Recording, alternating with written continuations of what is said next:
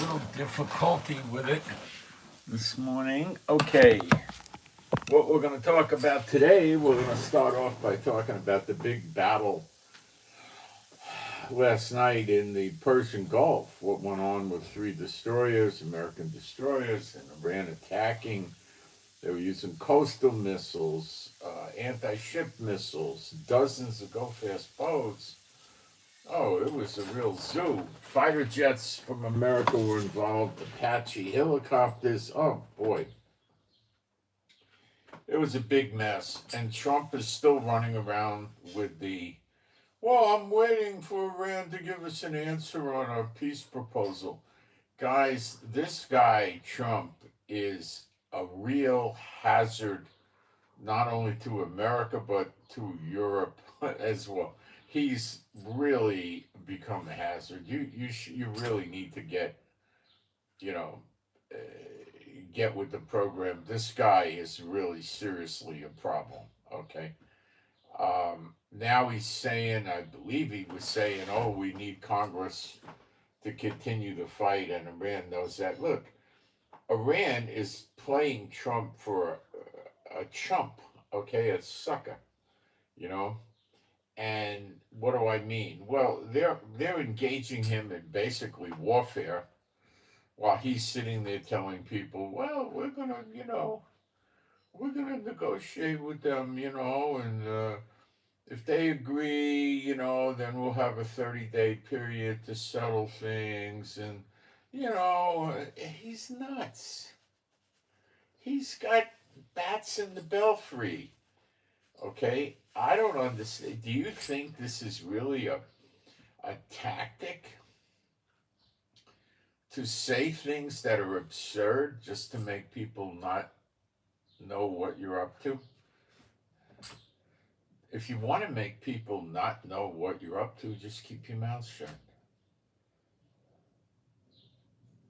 Like what? Like, well, we're going to solve the problem with Iran.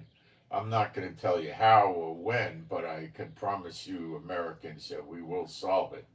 That, that's what, some sane person would say. This guy's nuts. Okay. He might really believe that he's waiting for an answer from Iran on the negotiations. Do you think Iran is afraid of Trump? No. All right, let me get into my live stream chat. Check it out, put a post up, and then we'll get going. But let me tell you, it's time to be very concerned over this Trump character. It's pretty scary. Okay, I'm not scared, but I mean he's a creepy crawler. What is he doing? I mean, he's dragging Israel around with him too. But I think that Netanyahu will break from him, and prophecy in Jeremiah 50:51 shows us that America will do evil in our sight, which means here in Israel. So that would mean to me that Netanyahu and Trump are not, bosom buddies anymore, or Netanyahu's not in the picture, which is fine with me, more than fine. uh, and somebody else is who doesn't want to play his stupid game, and he turns against Israel, or Trump's been removed, and some new player is running America, and they don't have any patience for Israel, something like that.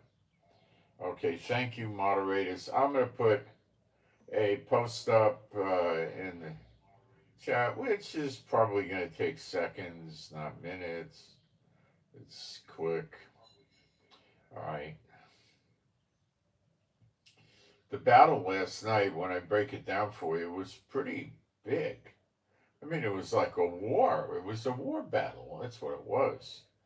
And he's still running around in negotiations and stuff. Why doesn't Congress do something about this? I don't know.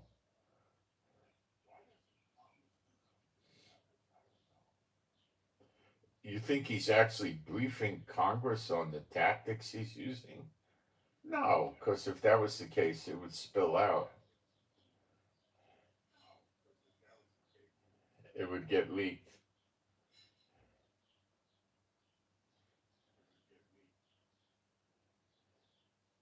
And we're going to talk about the aliens from outer space, too. Trump he did drop of lots of documents about the non existent aliens. You don't have aliens in your Bible, you don't have them. Okay? Where in the Bible was there a battle where people from another planet come to Earth and attack us and kill us or whatever? Where is that?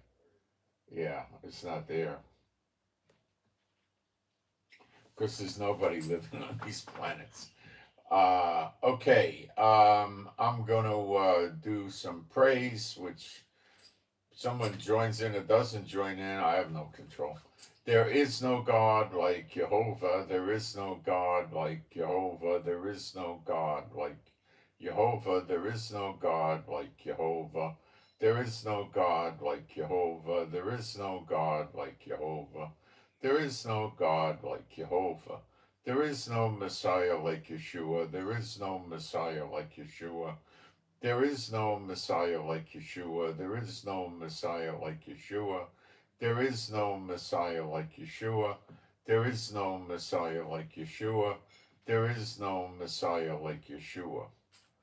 Okay, so let's get into it. What's happening? I could try to give you the blow by blow.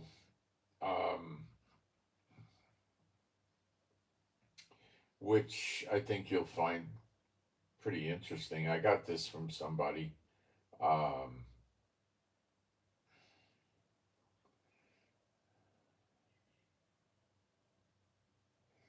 all right. Basically, the event didn't start last night, but it started a couple of days ago. Okay. So this is a continuation of the fighting night before last night, I guess. Um, the American warships, there's three. One is called USS Truxton. The next is called USS Mason, and the third one is USS Rafael Peralta. Um, they were on their way to the Persian Gulf on the usual route that they take. The ships during the transition or the transit phase or transition phase into the Persian Gulf were attacked by the Iranian Revolutionary Guards. The attacks were probably not significant, but they were not so, well,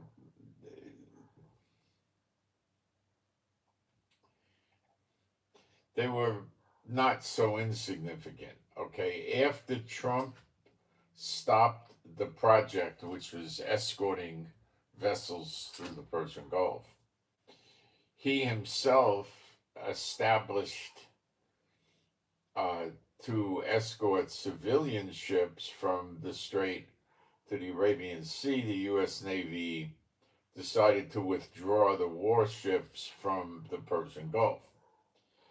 And here we come to what happened last night. The ships began retreating during the dark hours from the Persian Gulf, but this time the retreat was accompanied by very heavy fire from the Iranian IRGC. Apparently, dozens of go fast boats, dozens. That's a swarm attack, okay?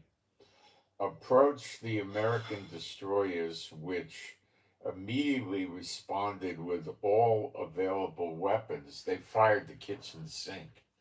They got scared. Now, the stupidity of the Iranians was trying to engage three destroyers at the same time that were near each other. This was their big mistake. Okay, three destroyers is a massive fighting force. Okay,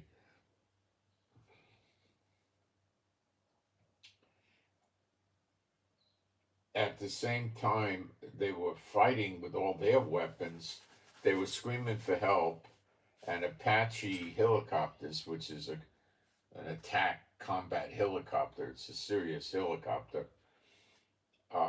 They were stationed at the air base in the UAE, were dispatched to assist the American forces. I don't have a count on the Apaches, but I would think it could have been somewhere from, 3 or 4 to 7 or 8, or in between, probably. At this stage of the battle, suicide drones and coastal missiles. What is a coastal missile? Duh. It's a missile launched from the coast into the ocean to attack a maritime target. Okay. Coastal missiles were launched towards the destroyers, which began rapid escape from the Iranian fire range. Okay, so between dozens of go-fast boats, which have anti-ship missiles, which have reasonably heavy guns. I think they're usually about a 20 millimeter. They might be a 50, but it's still going to create damage. Maybe not serious damage, but it can cause trouble. Okay, and they also can carry shoulder-fired anti-tank weapons, which could be wire-guided, so they're going to hit, so they can hit the boat with an anti-tank weapon, which isn't going to sink the boat, but there's a good chance it'll penetrate into the boat and start fires and secondary explosions, disable hydraulics or electrical or many things. Also, they could use armor-piercing RPGs, which will probably go through the hull of the ship. Or they could hit the conning tower, that little house thing they built up like a tower on the boat, on the deck of the boat. It could hit that. Okay, now when they're in combat, okay, they don't have people walking around on the deck of a destroyer. There's 16 missile bays on the destroyer that open up, the hatch opens, and missile comes out, and the flames from the missile would incinerate somebody walking around on the deck if they were anywhere near there. They'd probably have to be, 50 or 70 feet away or hiding behind something. They don't have sailors out on the deck during combat. Actually, they really don't have sailors out on the deck very often when the boat's moving. I mean, if the boat's tied up, yeah, they're going to be walking around on the deck. But if the boat's out in, waters that are rough and stuff, they're not going to do it because a wave could come and wash them offshore. So, yeah, they got harnesses they put on and they chain themselves to things so they're not going to go overboard, but they could still get busted up. It's. Okay, so we're going to be talking about this. Sailors are not walking around outside on the decks of a ship when it's in combat, believe me.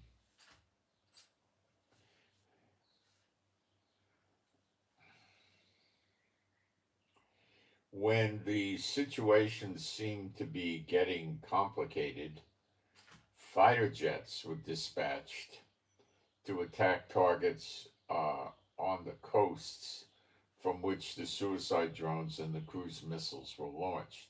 So they were blowing up the sites and the missile launches on the coastline that were firing at the ships with missiles and drones.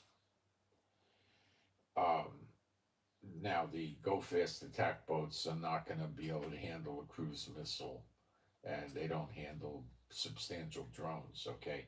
But they're dangerous enough. Not super dangerous, but dangerous. When they're in a swarm, very dangerous. They have torpedoes, some of them. They put them on the deck like the old World War II PT boats. And then when they press the fire, the torpedo is thrown off the deck into the water and starts traveling towards the target. And they could wire guide these torpedoes. So you're not going to give it any radio interference and jamming. It's run with a wire and guide it to the target. Not a fun thing, okay? So this was a very serious and severe attack by the Iranian IRGC against American warships.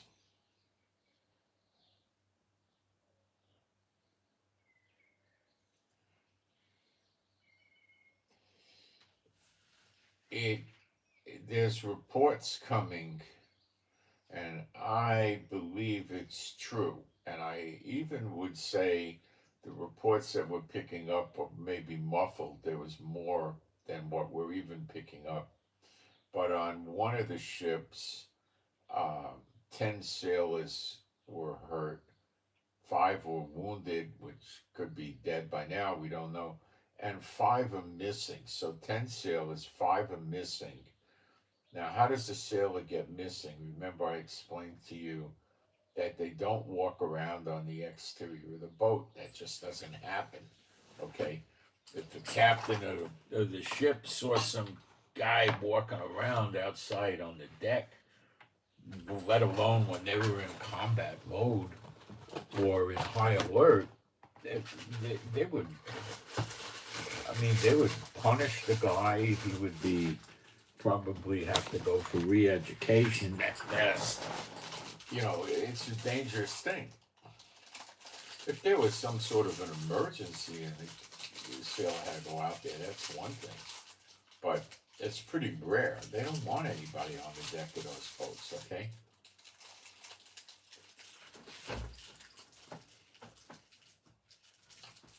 Aircraft carriers are different. First of all, their deck is very big, number one. Number two, their deck is quite high, so the chances of getting hit by a rogue wave are pretty rare.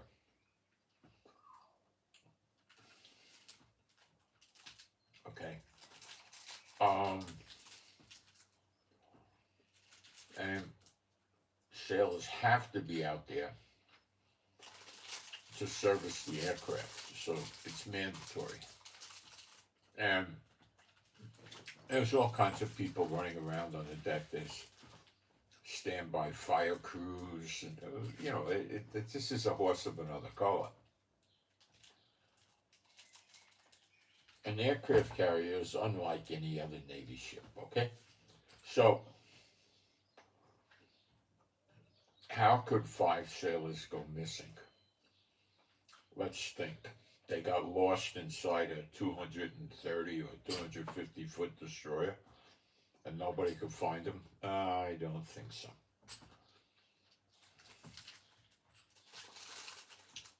No. They got hit. The ship got hit. A piece of the ship probably got opened up and they went out of the boat.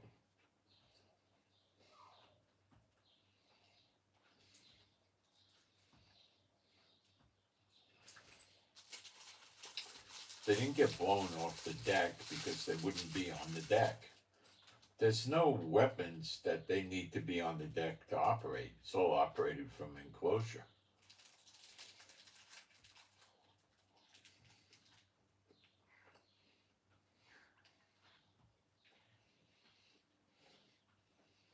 The conning tower could have very likely been hit, and they got blown out of it. Okay.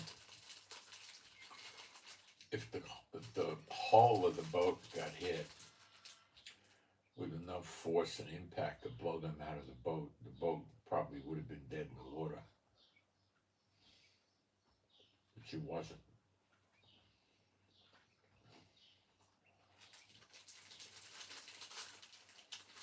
Now, they might have got a bad hit on the conning tower.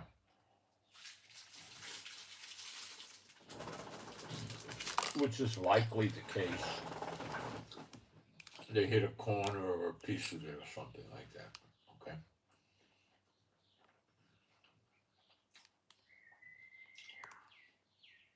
This is exactly the type of thing that scares Trump. And what they do is they cover it up and they don't admit it.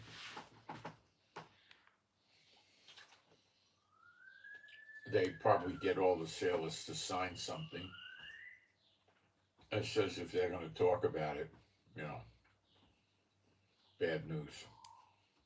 What do they tell the families? I don't know.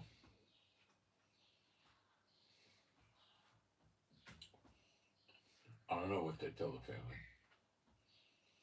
He had an accident at this time, we can't admit it, and they pay him.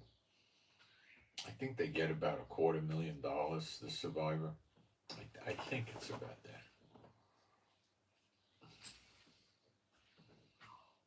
that. Some of them buy private insurance, I think. I'm not sure what all they get, but I think it's pretty substantial.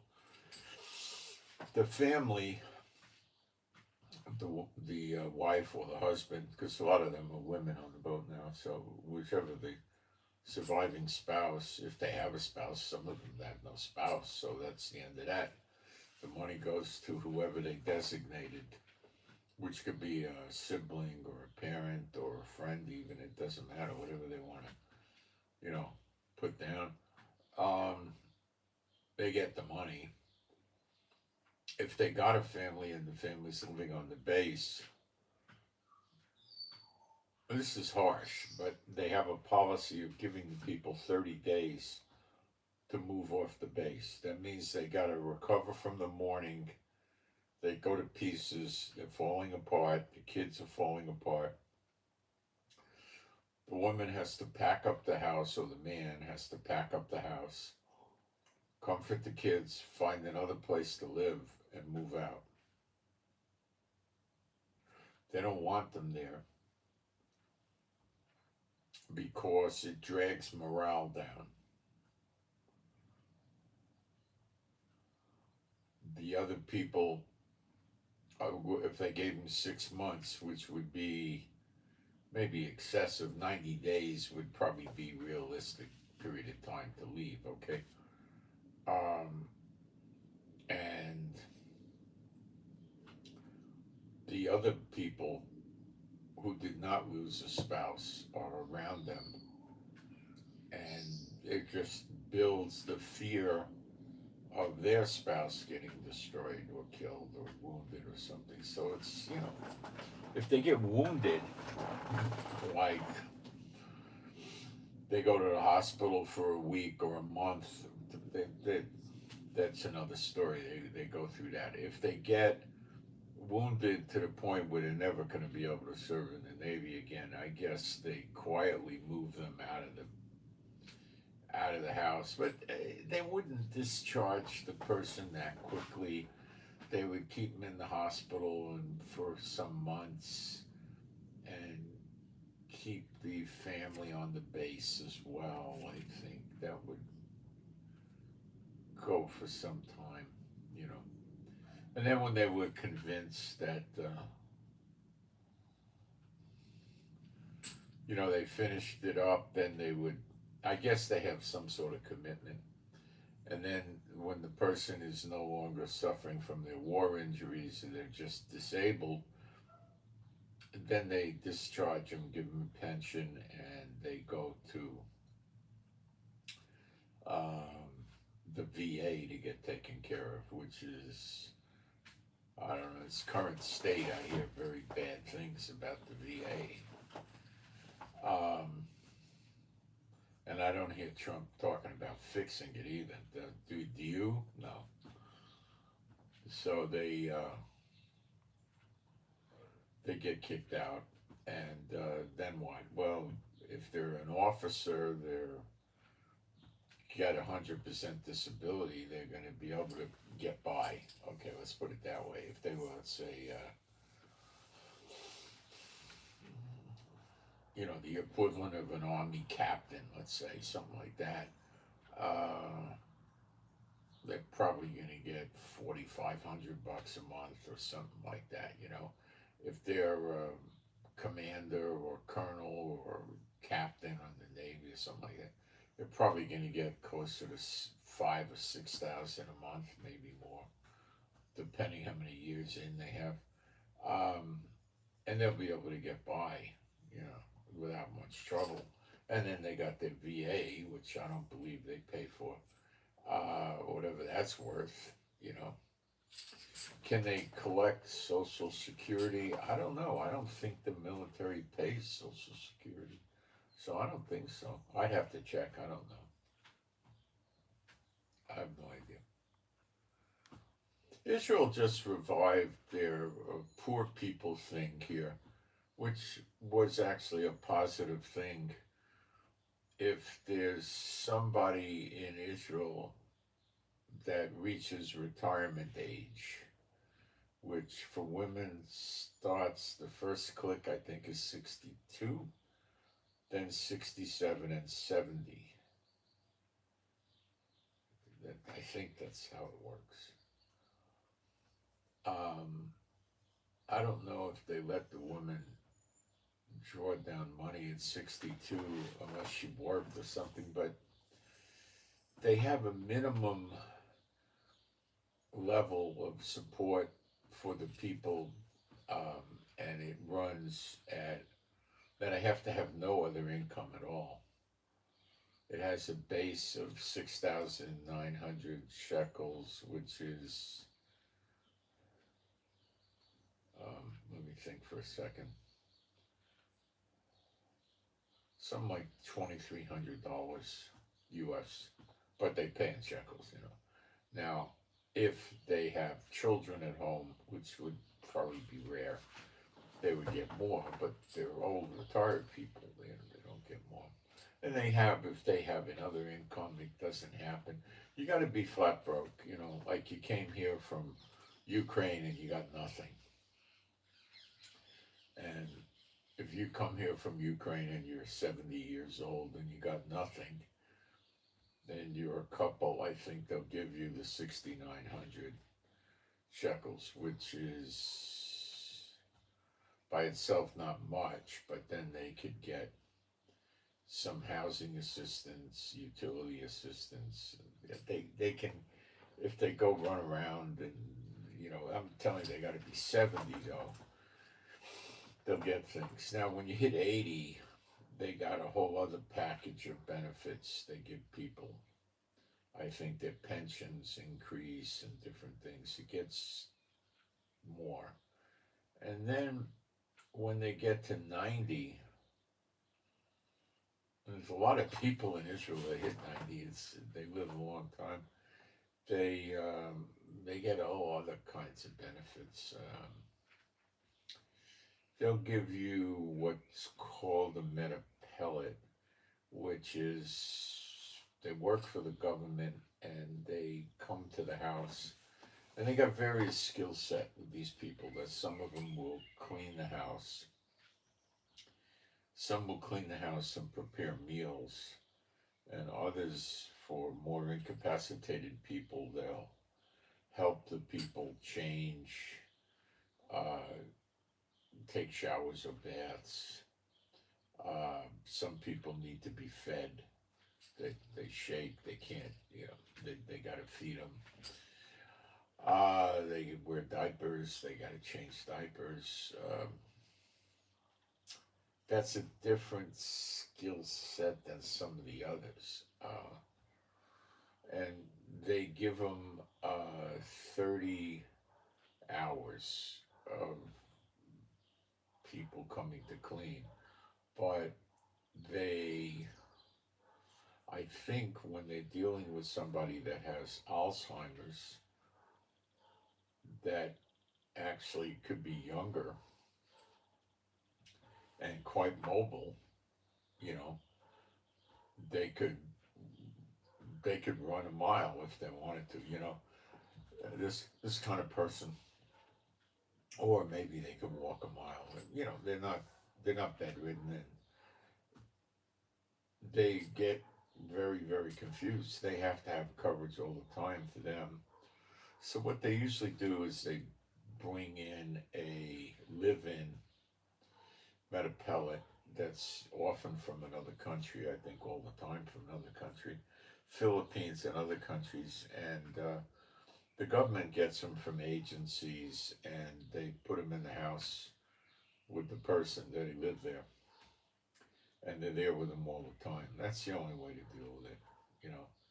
So you'd really, I mean, if the person was bad, you'd have to put lock on the door, keyed inside, and the metapellet would have the key, not the person, so they couldn't really go out of the house without notice, and you know, things of this nature. A lot of people are in wheelchairs, uh, so they need help with that. Uh, they people have no ability to go shopping, so the metapellet has to do shopping or get deliveries or whatever they're going to do. It's a problem, you know. Now you can get Meals on Wheels in Israel without a lot of trouble. Usually, the different cities have a welfare office that runs it, and the people say that the food is bland, but they're very reliable. They come every day, they don't miss a day. And I think they give you like a insulated picnic tub that people take to the beach. You know, it's a plastic about that thick. And I think they bring you a hot meal in that or some other kind of receptacle, and they give it to you usually in the morning, and your hot meal is probably going to be your lunch, but the stuff may stay warm, and you can put it in your fridge, I guess, and they bring you for the whole day, so you'll have food for the whole day. And they bring it on Shabbat because people were supposed to eat on Shabbat, obviously, even under Moses' law, you gotta eat, you know. I mean, would you not feed your 2-year-old child on Shabbat following Moses' law if it was way back when, and say, well, I'm feeding my kid, it's working, my kid can just cry until Shabbat's over, then I'll feed him. You know, that's not real, you know. What kind of Shabbat would the kid have, if you want me to explain it, you know? So, this is the scenario that, you know, Israel is very socialist, and there actually are a lot of charities in Israel. They, most of them offer this to the Arabs too. I don't know if the Arabs take them up on it or not. I have no idea. I think they got their own charities. Uh, so, Trump and Iran.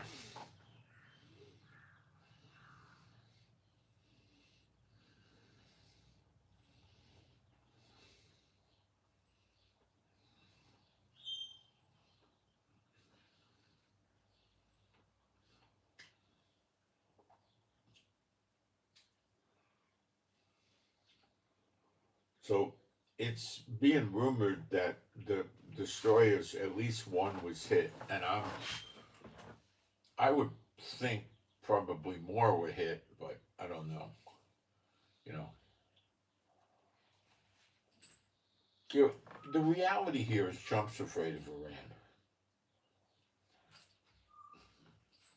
The further reality is Iran thinks they're winning the war. Well, see, they disregard the strikes on the civilian targets, blowing up government buildings and all this stuff, ports and piers and airports. They don't pay attention to that.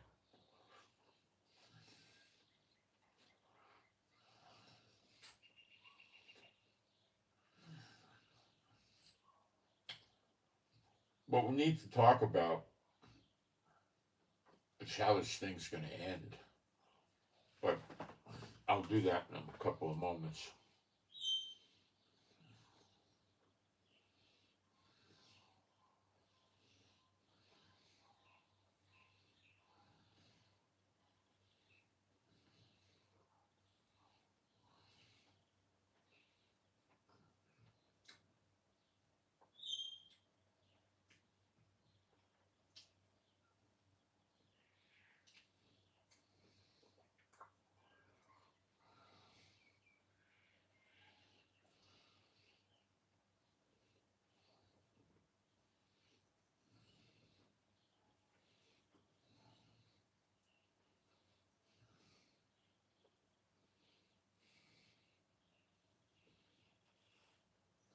This comes from Abu Salah, who's a Jewish guy. He's an ultra Orthodox one, I think, or Orthodox. And he listens to the Arab media and social media. And he runs a telegram on it. And sometimes he goes off on the deep end psychologically, but he tries to keep his reporting quite accurate.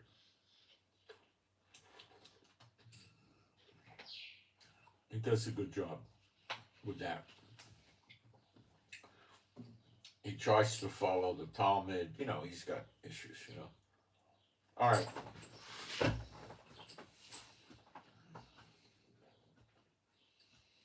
The Talmud is not the Bible. Okay. So,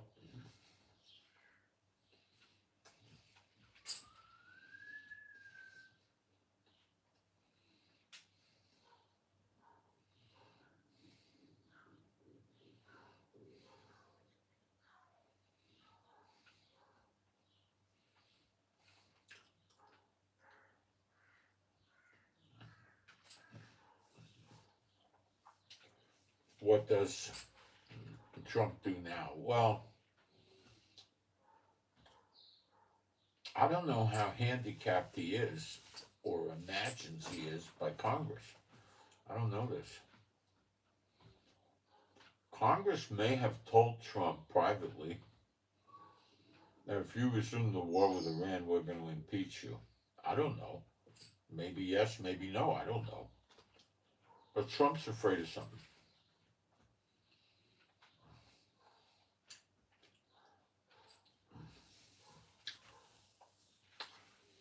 It could be Trump's afraid of losing a lot of ships, a lot of men.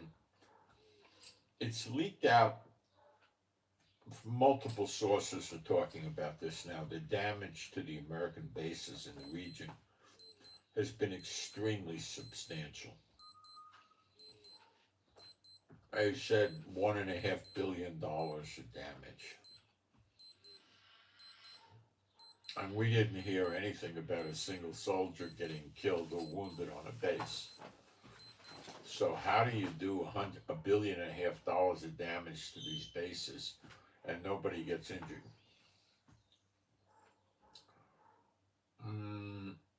I would put that in the category of that's a really good trick, isn't it? You know?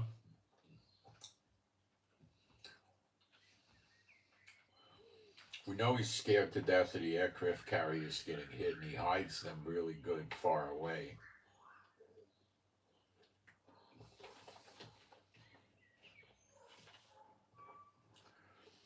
If Iran gets lucky and sinks a ship, an American warship, that should do it. That'll be all out war. I'm not wishing it. I'm saying if that occurs, that's all out war. I'd rather see America wipe out Iran without losing a single soldier to the Iranians, because, you know, enemy of my enemies, you know. Now,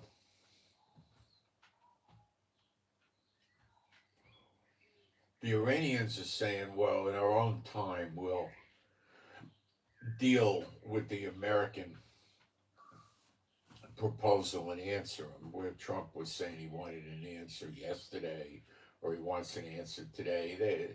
They said we're not paying attention to Trump's threats and intimidation. They're ignoring that. Now, let's talk about hitting Europe, Iran hitting Europe. Have they expanded the range of their missiles to hit Europe? They say they have. They pretty much, I would say, at the onset of this series of attacks, back in late February, Iran was able to sling missiles. I would give them 1,200 miles, maybe 1,100, but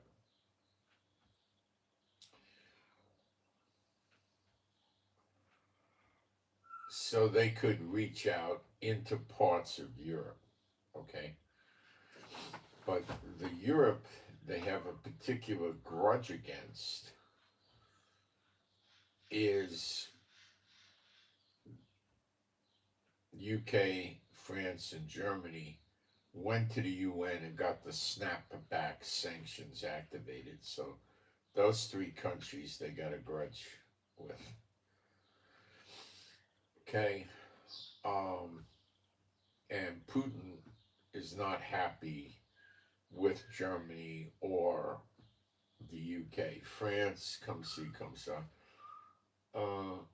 And Putin's an ally of Iran, so.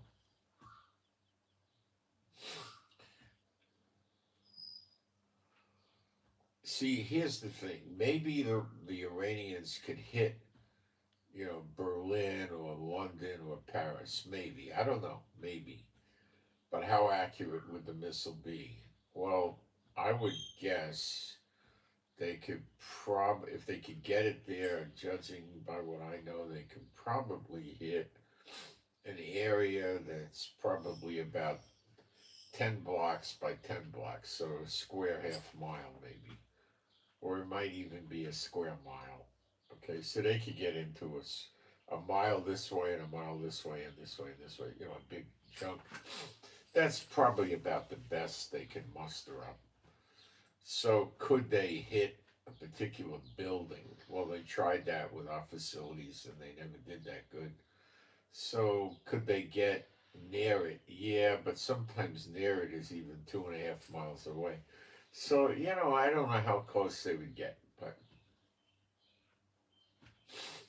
if they were going to say to themselves they want to hit London and they hit someplace in London, the missile could land in the middle of a street in traffic, a crowded street. It could hit an old building that's abandoned. It could hit a new building that's an apartment house 40 stories high. I don't know what it would hit. It could hit an office building 35 stories high. I don't know. I don't know what it would hit. Okay? I don't know what size warhead they would use. Probably not a very big one. Because they want the distance, the range. Would it cause these countries to come unglued? Oh, yeah. And here's the hook. If Iran had 100 missiles that could reach the UK, France, and Germany, let's say they focus on that, right? I don't think they have a particular strong interest in hitting Norway or Sweden or Romania or, I don't think the Iranians are that concerned with that, okay? So they hit these countries, right? They get in, they get a missile in. Will they create panic? Oh, extreme. These people don't go into the bomb shelter. You understand? There's no bomb shelter to go in. I lived in an apartment building many years ago here. And if the red alert went off, you walked out of the apartment, you closed it, you went, maybe you locked it, you went in the hall, you walked 25 feet, you opened up another door, and there was a bomb shelter. Now, when you got, 15 seconds to get there, it could be a problem. You could be in the shower, you could be in the toilet, right? Sitting on the throne. You could be cooking. You could be dozing off. You could be in your underwear. So you got to get up, put something on, and go. Now, with the cooking, you can shut the stove and just go. Shut the oven, but that takes time. See, it's a stress. Now, if they're firing from Iran, you're going to have warning, in many minutes. So you could say, "Oh, I'm going to go take a shower before I go in the bomb shelter." You'd have almost that much time. I don't think anybody would do that, but Then you go in the shelter and your neighbors would be in the shelter. Some of the people would be very nervous, the unbelievers, you know.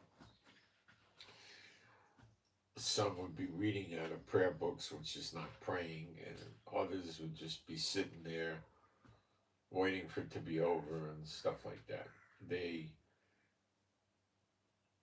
Okay. The Israeli government is supposed to pick up the bill for repairs,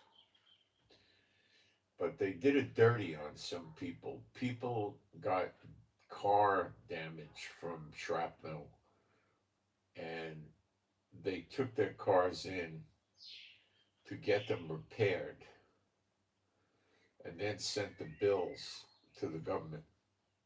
And the government rejected them because they don't know what's going on. The Israelis could go to some guy and say, "Here, fix my car and pad the bill and we'll split it," or something. They don't know. So they turned them down. They said, "No, your car's fixed. You did it without us. We're out of it. We're not involved." That was odd. Because I think they would have done something more like, you know, they'd want to see pictures of the damage before, and then they would say the repair was excessive. You know, we'll give you 70% or 80%. I don't know, you know, but they gave them nothing, and that might reverse, but it's. So the people, if the house goes, you're supposed to get compensated for that. Uh,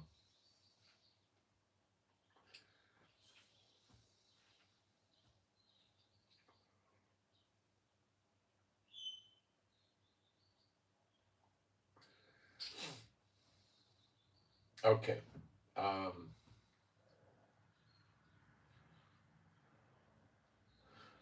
I'm not seeing a lot of signs here. I live in Israel, as you know. Not seeing a lot of signs here that Netanyahu is firing up to go attack Iran today or tomorrow. It could be, but I'm not seeing it. The skies are pretty void of airplanes these days. I can, we could go 10, 12 hours without hearing a jet. More, 16 hours, you don't hear it. Where when things are hot, you hear non-stop jets for hours, fighters,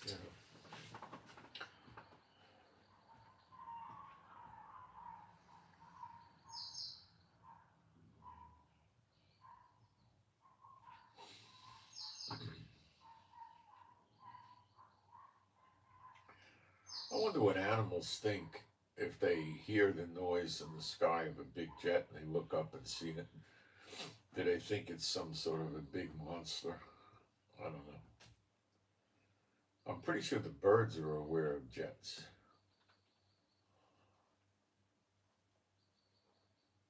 But animals usually don't look up in the sky. Like a dog or a cat, they don't look up. That's why a lot of times eagles can prey on your dog or your cat. If you got an 85-pound Rottweiler or a German Shepherd, they're not going to try it. But if you got a 12-pound dog, you know, they might try it. They often do. They swoop down, grab the dog, pick him up, take him somewhere, drop him, and then he's lunch. Cats too. So it's the dogs and the cats are generally not used to looking up for adversaries. Their adversaries are normally on the ground, but this could happen. We don't have that kind of predatory thing around Israel. There's falcons or hawks or something, but they're looking to eat a little mouse or something like that. They're not gonna start with a dog. If the eagle starts with a big dog, let's say a really tough dog like a Cane Corso with 110 pounds, he's probably not going to be able to easily pick. Now some huge eagle might be able to pick the dog up or something, but the dog's first response is going to be to hit the deck. And pretty quick, the dog's going to try to snap around and grab the eagle. And if the dog gets his mouth on the eagle, the chances of that eagle ever getting away and living through it, I'd say, is about very low. Because the eagle's going to fall apart in a fight. The dog, now the eagle could bite the dog, yeah, but the dog's going to be ripping parts of the eagle apart. You know, he's going to clamp down and then, you know, it's it for the eagle, you know. So they don't want to start with anything that big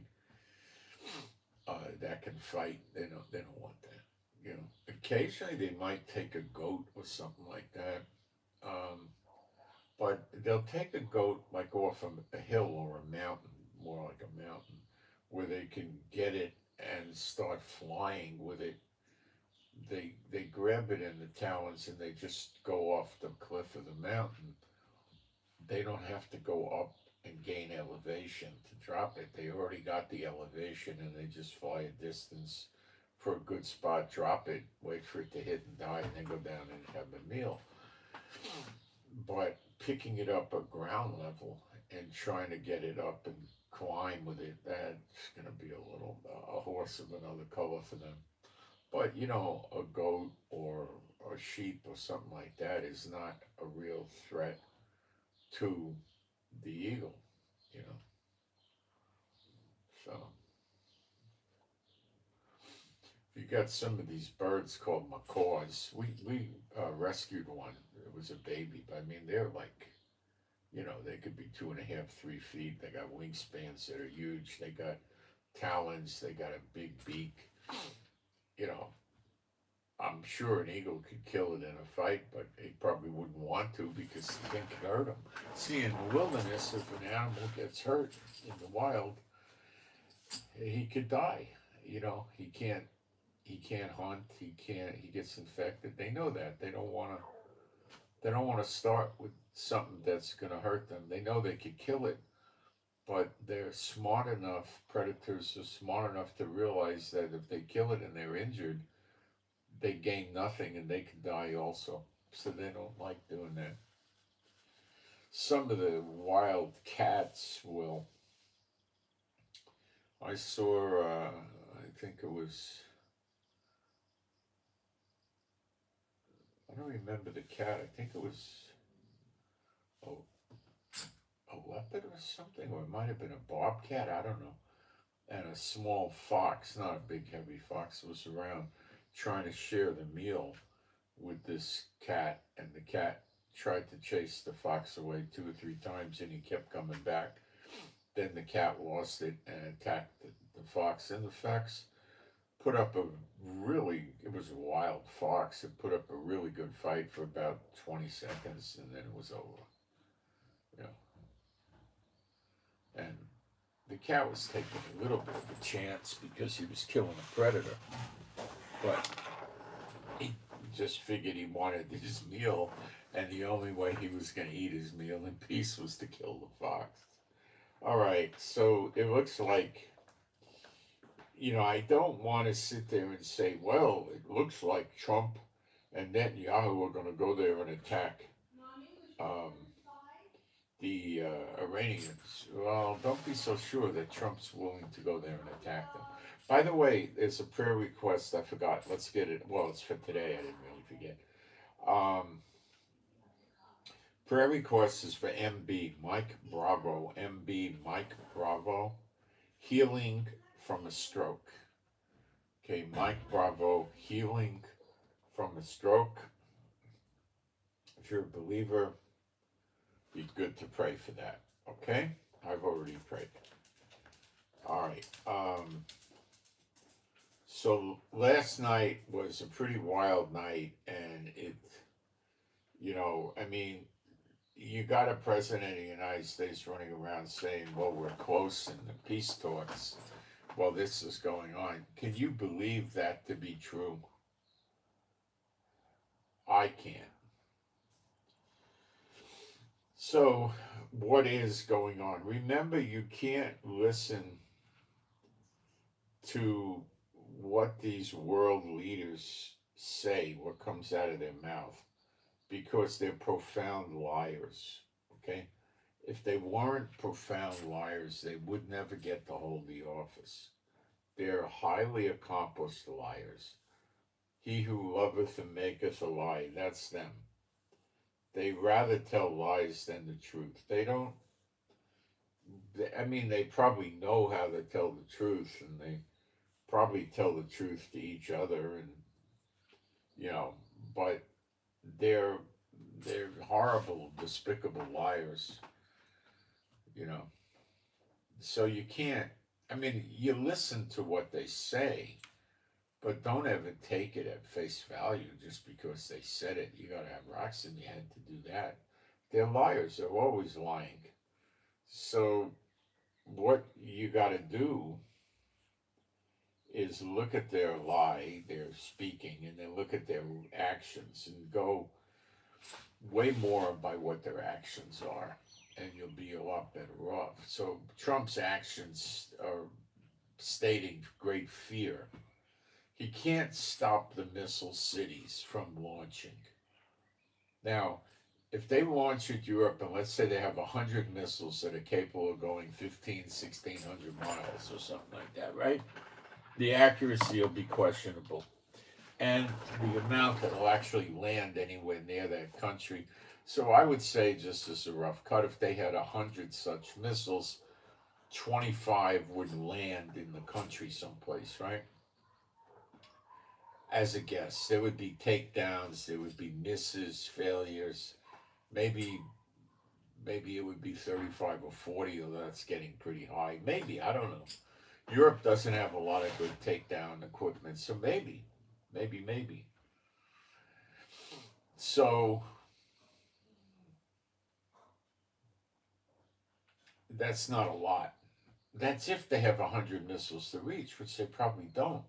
They might have 20 or 30 by now. So maybe they got 8 or 10 missiles to reach that'll actually hit. If they got 30, maybe let's give them the benefit, they'll get 10 to hit. So that's going to scare Europe, but there's no consistency or follow through. And then what happens? Well, what happens then is it's Europe's turn. Okay? What does that mean? It means they start attacking Iran. And now, how does Iran know that Europe won't come right in and attack their electrical grid? They don't. How do they know that Europe won't come right in and attack the railroad that they're using to sell oil in very small amounts to China? They don't. How do they know that Europe won't come in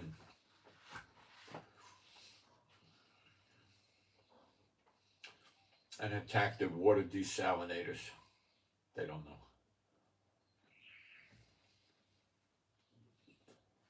It's another ball game. They don't know what Europe's going to do, especially if they scare the daylights out of Europe. Now, the whole EU could move in, and this is not something that would be unusual. The EU sees their member states getting attacked. NATO is different. They're not going to worry about NATO. They're going to say, well, we didn't do nothing to Iran. They're just trying to play the kill the infidel game or whatever they're trying to do. So we're going to get rid of Iran.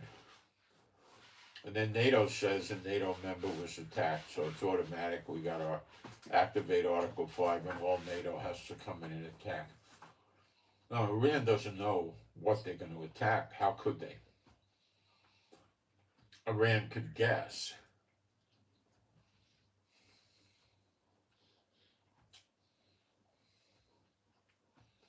That's about it. So I think one of the reasons Iran is treading water, so to speak, is they want to build more of these missiles if they do have them, which they maybe really do. So they could go after Europe with, say, 300 of these. And then they figure they'll get about 100 to actually land and blow up. And they'll figure that's enough to bring Europe to their knees. They won't want it. They'll want to quit and make a deal.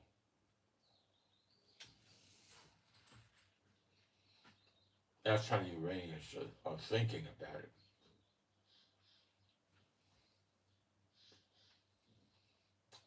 They'd want Europe to go to the UN and end the sanctions. Well, Trump would veto. That wouldn't work. Trump wouldn't end his sanctions. That wouldn't get them too far.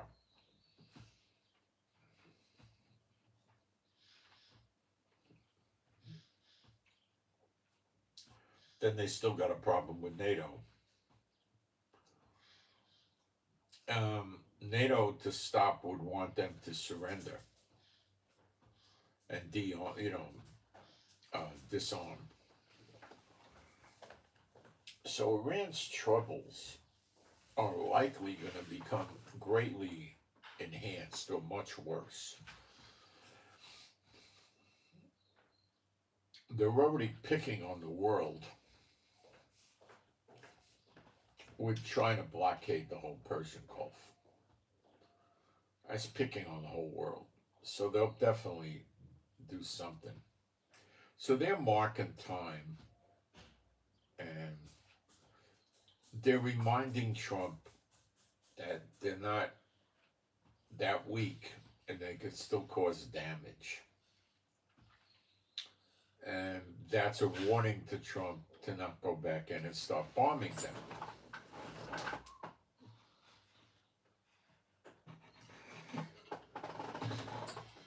Now, Trump's story about we stopped Operation Freedom, escorting the ships because Pakistan asked us to. If you believe that, I have a bridge that connects New York City to London you should drive on.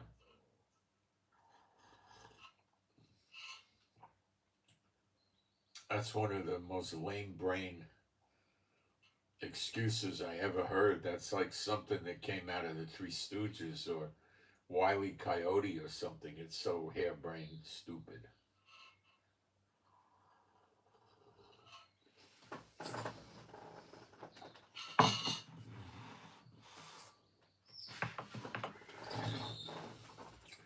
Trump wasn't engaging in war. He was trying to encourage commerce in the Persian Gulf and help the world. Why would Pakistan say don't do that? I don't know.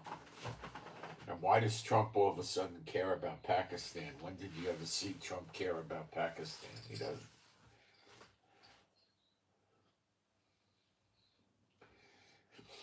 Beginning on Friday, today's Saturday, the Pentagon began releasing never-before-seen files relating to unidentified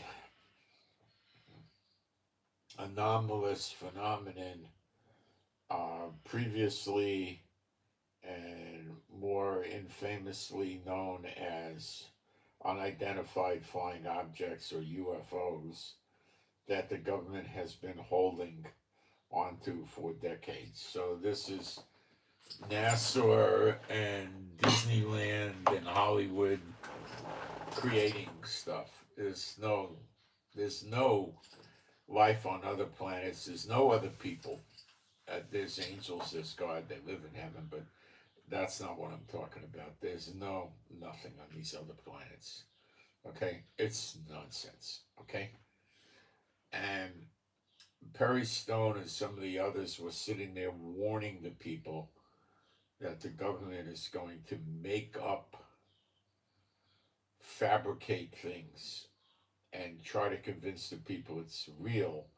And they said specifically they would make something up to show Yeshua appearing in the clouds, but it would be a false Messiah, like an optical illusion they were talking about, right?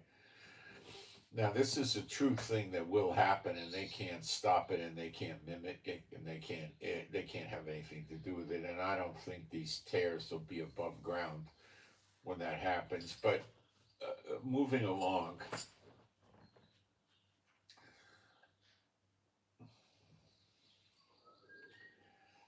the faction like the Perry Stone and the other pastors that are in on it, they're there to collect the people that don't believe the government about the UFOs and believe the Bible, but still go to the churches.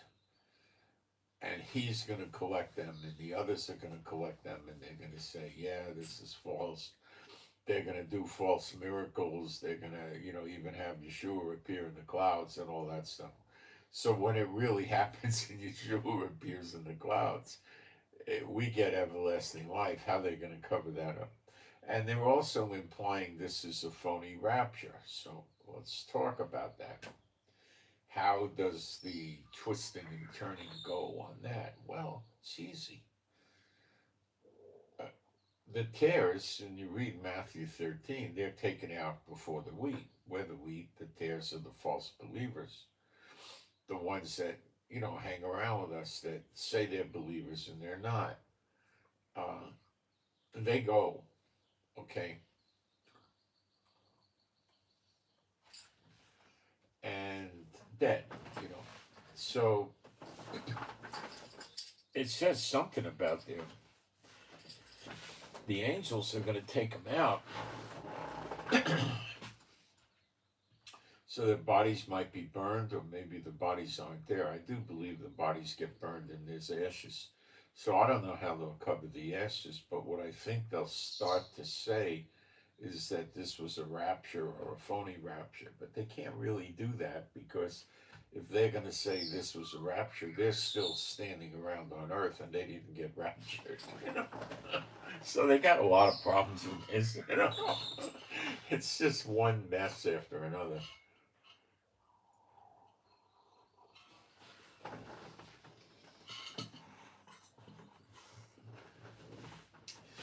And that's what they're trying to do. They're trying to make the people think when Yeshua appears in the clouds, the people are going to believe that it's NASA or the Pentagon or somebody like that did a phony a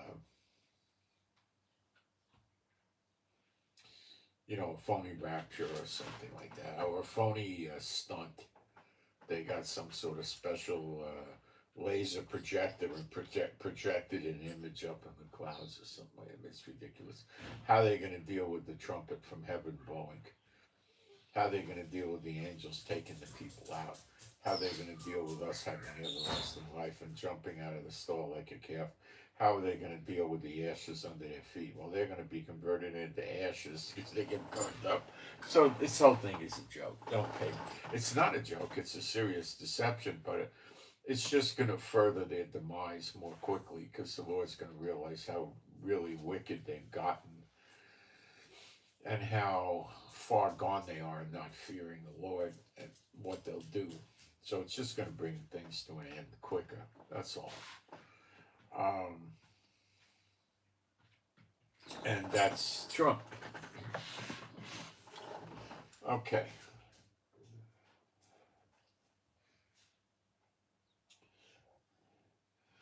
We're being told that the Trump UFO files could make Genesis look like a myth. The pastors warn it could shatter the Christian faith. Come on. It's not gonna. Is it gonna shatter you? You're gonna laugh at it. Come on. They've been doing fibs like this all along, with the moonshot, with the space station. The firmament's full of water. It's nonsense. They're more of the same. The pastors were allegedly told to prepare congregations for information that could deeply unsettle believers. It's not going to unsettle us. You see what Trump's trying? Well, this is going to accelerate the demise of America. What country is this coming out of? The daughter of Babylon. The leader of the daughter of Babylon is doing it. Okay? That's why it goes. And when America goes, the angels celebrate, they cheer. It's in the Bible. The CDC, Center for Disease Control, that's a government agency. Well, I think it's a quasi-government agency or something. Uh, classifies hantavirus outbreak as level 3 emergency response.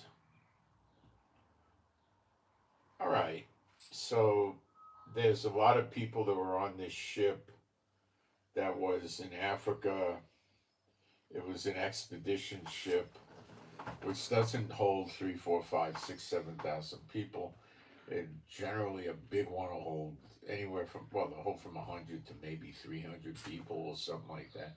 And I got 100 of them came down with it, I understand. So the hantavirus is supposedly something that could be serious. Trump is saying he's not worried about it. What do you expect him to say? That he's worried about it and start a panic?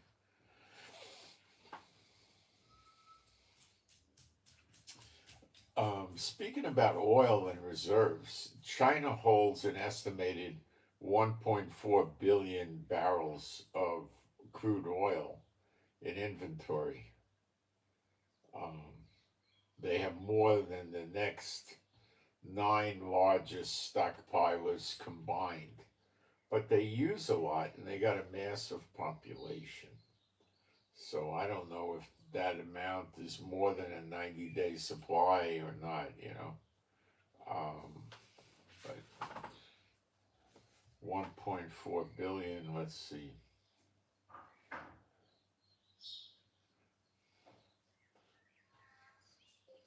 China is said to have oil reserves of 1.4 billion barrels of crude oil.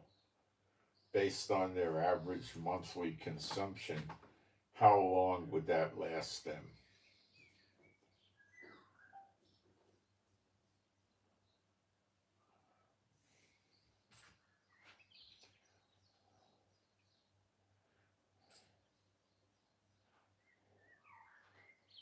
It's searching. ChatGPT got better. In other words, it's not hallucinating and delirious and seeing dreams and visions, but it's checking everything meticulously. It's changed to the point now they have it overprotective to not make a mistake. The next version is 5.6. I'm running 5.5. That'll probably balance it out and make it good again, I think. But right now, if it doesn't change, I'm going to dump it.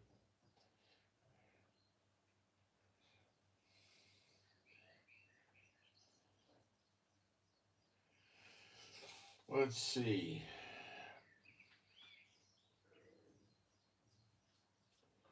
Three months, that's what I thought. They got a 90-day run on it.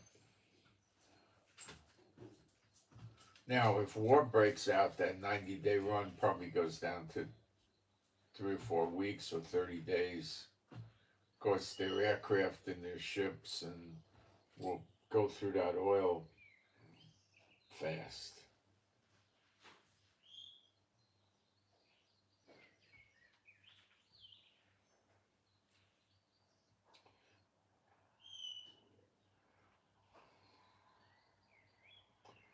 Now, in addition, U.S. forces fired on 2 Iranian-flagged oil tankers to stop them from docking at an Iranian port on yesterday.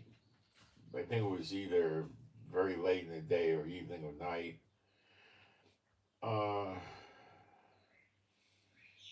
I believe they fired, if I got this one remembered correctly, they fired on them with jets into the engine room area, and the ships were dead in the water.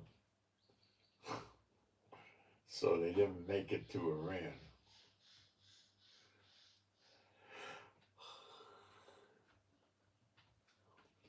And the ceasefire is still in effect. Trump is actually still saying that. How could he have the guts to say that anymore? doesn't he understand that it's doing more damage than good to go around and talk to the people Mommy, that come way? here. Come here, Mommy, go. Leave her alone. Viola, you on that side? Stay here. She don't care about your bones.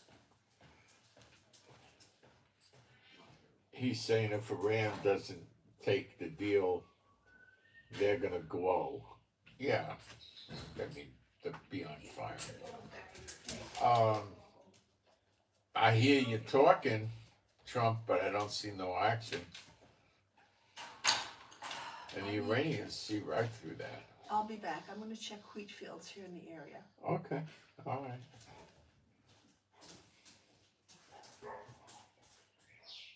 Hey, if you see any tares, don't pull them out lest you uproot the wheat. What? If you see any tares, don't uproot the tares. You might pull the wheat up. Yeah. I was making a joke. I know. All right.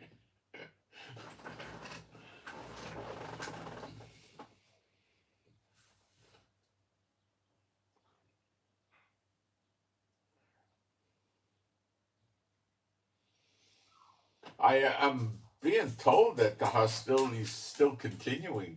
The night's over. It's daytime here, and in Iran, and it's still going on. But pretty interesting, but not good news.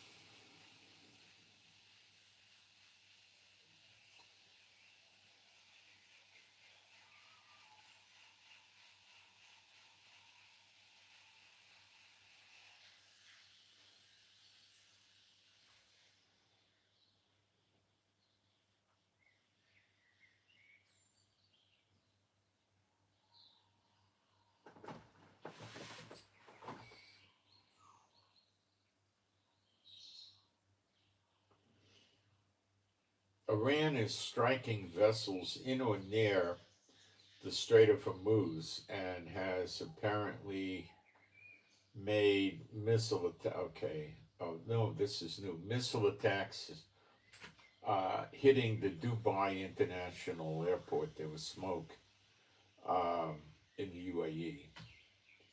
The UAE is, they call themselves United Arab Emirates. Emirates is some, I don't know, word they made up. And I think it has the meaning of what we would call a state or a province or something like that, you know.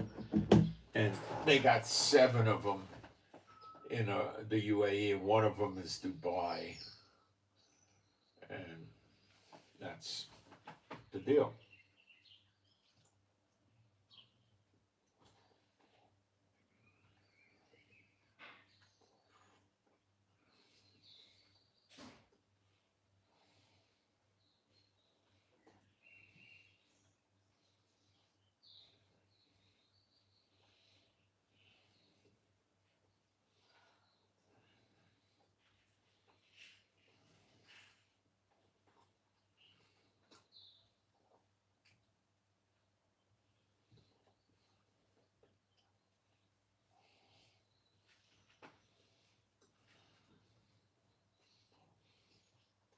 Okay, a little while ago, I checked gold and silver. We saw price advances, which is good. 47.13 on gold and $80 on silver. Not massive, but it's starting to creep up. And a little while ago, the WTI, the West Texas, was 95 a barrel, US dollars, and the Brent was 101. So they're doing an okay job in keeping the prices suppressed on that.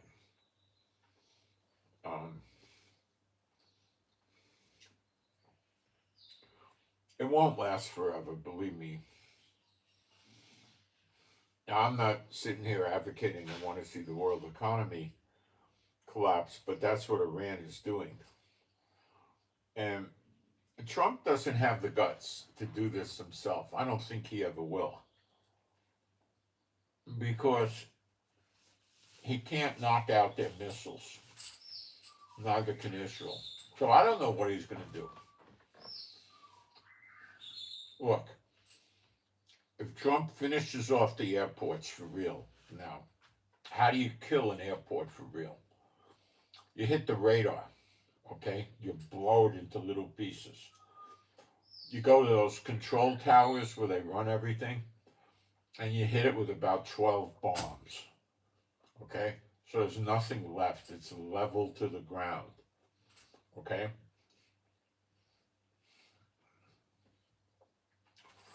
Then you go around and blow holes in the runways just for good measure. 3 or 4 holes on the runways. And you hit the hangars if there are any, and you could hit the passenger terminals and stuff.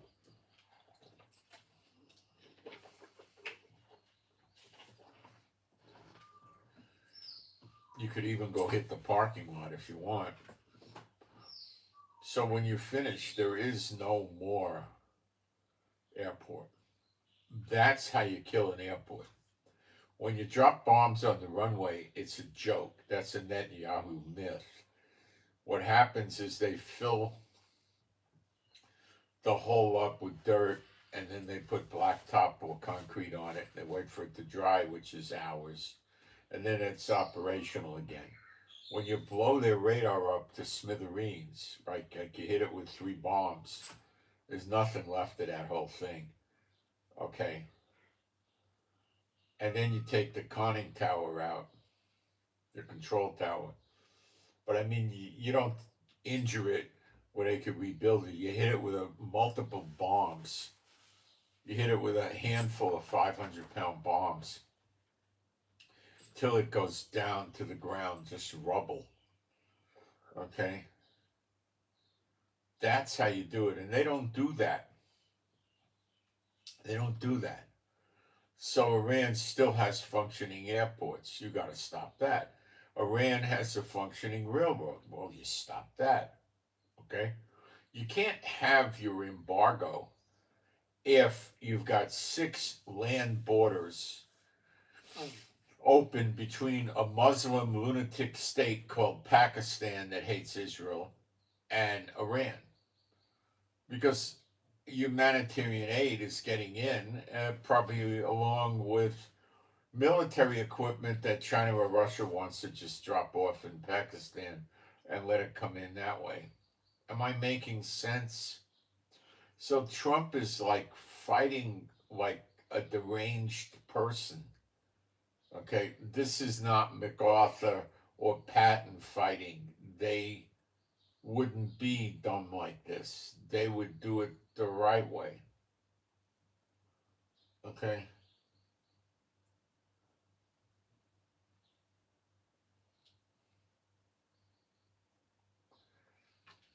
This is not the right way.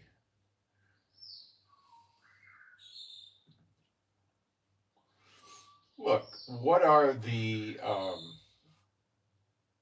action plans, the orders given to the Navy if China wants to bring an oil tanker in?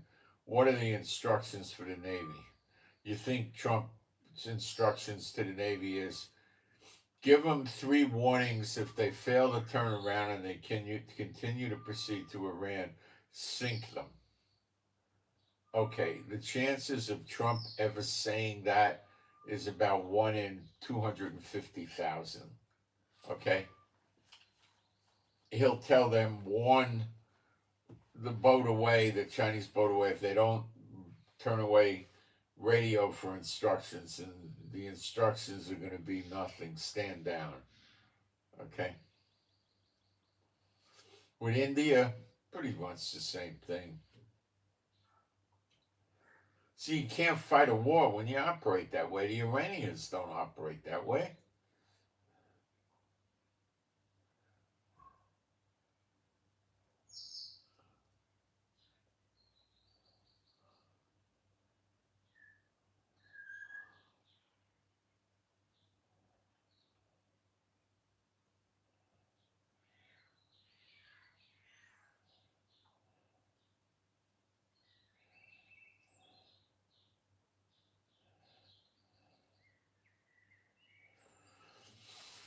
Okay.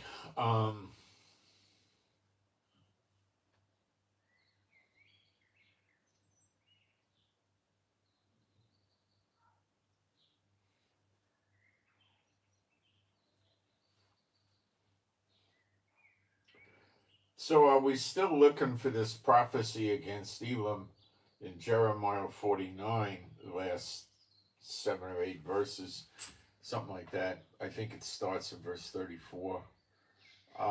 Yes, yes. Do I still think this is it? Yes. You remember that when Elam gets hit, which may include Iraq and pieces of Syria, or it may not. Okay, if it's not, then Kuwait, Bahrain, Qatar, UAE, and Oman are still going to be there. If it is Iraq and Syria, pieces of Syria, well, then they're not going to be there either. But I can't tell you for sure if it's considered included or not, because the geography of Elam varied over time because of military action. It changed, the size changed. So we can't go in and say that we know for sure it includes Iraq and pieces of Syria. We don't know that. We don't know that's going to be the way it's going to go down this time. Permanently, Elam was mostly Iran, southwestern Iran. Okay? So we got to watch.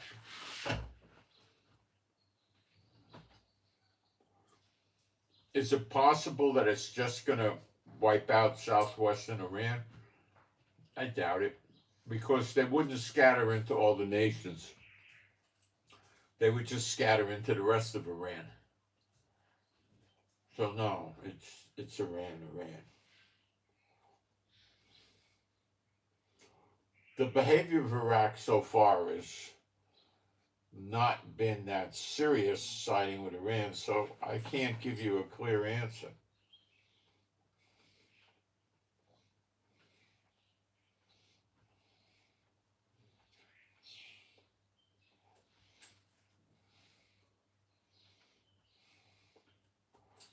Is Trump just talking like this to keep oil prices suppressed? No, he's afraid of something, really scared. He got himself into something and he wants to get himself out of it, and he doesn't know how. And Iran's not letting him out that easily.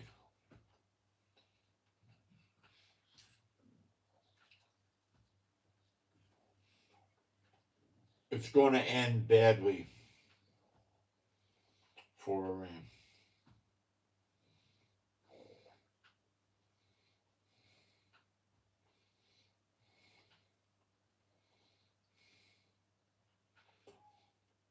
Russia and Ukraine agreed to a 3-day ceasefire and a prisoner exchange. I think it's already in effect, and we're hearing about Russian soldiers hitting the vodka.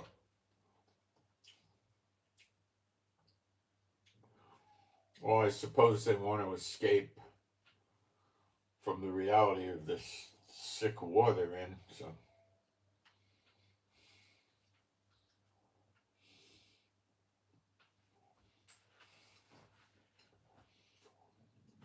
Russians will sit down with their friends and they'll take a bottle of vodka out, which is very cheap in Russia. It's made out of potatoes. And they'll sit down at a table and they'll pour glasses, not shots, glasses with a few ounces, and they'll each drink it. And they like to take a jar or a can of pickles and they smell them and eat them to do something to their taste so they could drink more vodka. This is the stupidest thing I ever heard.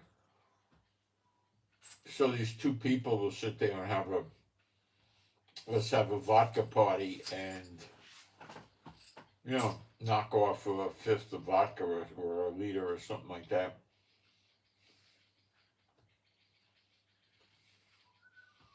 There's a lot of alcoholism in Russia. Now, people say that if you drink certain kinds of vodka, you don't get a hangover. I've never tried it. I have no plans to try it. I don't suggest you do. It's probably got some truth to it, but I don't know how. Because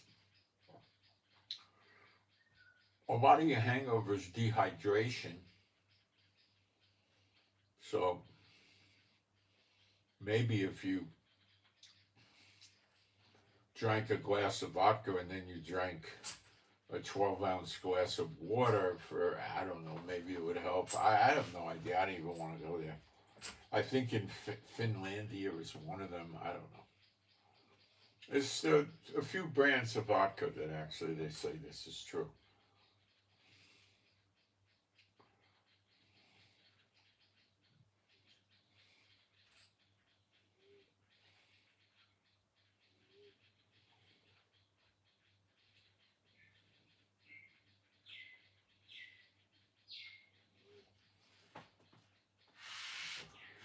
The U.S. and the Iranians continue fighting.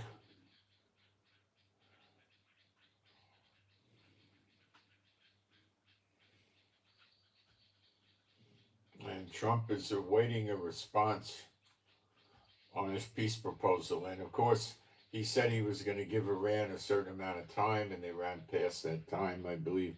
You know, Trump just gives them extensions. The Iranians are just playing Trump as a fool at this point, and they're saying, well, when we get around to it, we'll tell him what we think of the peace plan. You know, obviously, if they were interested in it, they would have moved on it right away. They wouldn't have kept attacking America, risking the relationship would deteriorate and there would be no ceasefire. So obviously, they're not going to agree to it.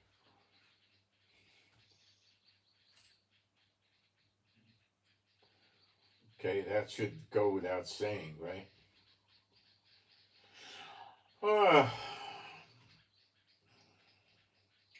So we need to be keeping an eye out for a very serious disagreement between America and Israel.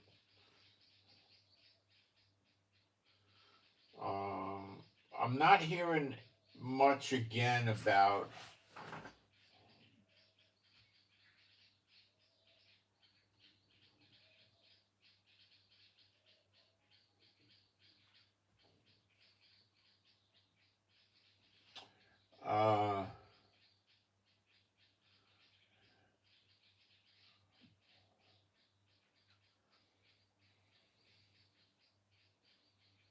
I don't know, but with Netanyahu's cancer, it's there, but Netanyahu's keeping his mouth shut. He's going to say it's prostate cancer.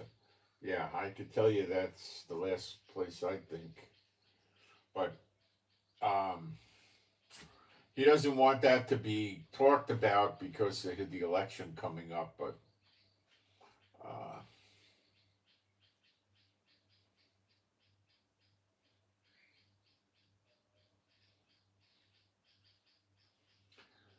see, whatever's got Trump scared didn't go away. If anything, it got worse. So Trump's likely not going to turn around and attack Iran anytime soon. Iran, with impunity, attacks the UAE.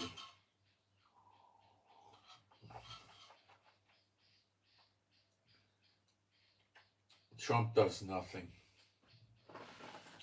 By the way, the story about Saudi Arabia saying Trump can't use his airspace and their bases, I don't think it's founded in truth. I think that's fiction.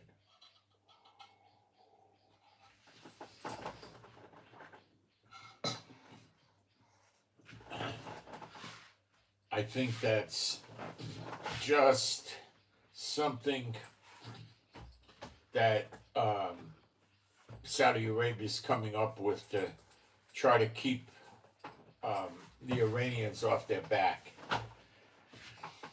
It might work. That's something might work. I don't know. I'll be back in a minute. We'll go deeper.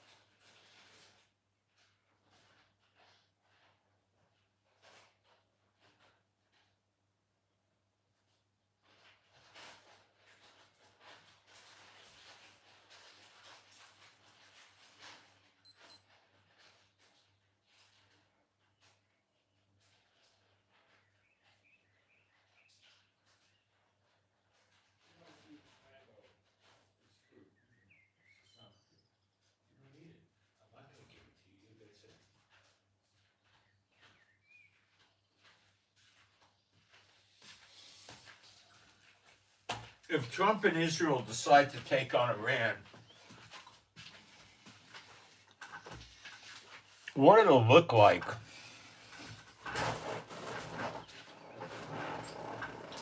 is an attack on any radar or air defense systems remaining. Then it will go to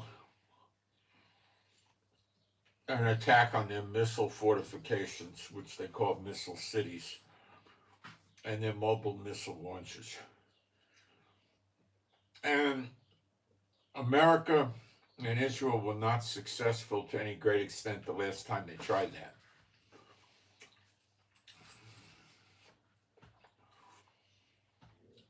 So they might have some new weapon they're working on in America or Israel to take out the missile cities.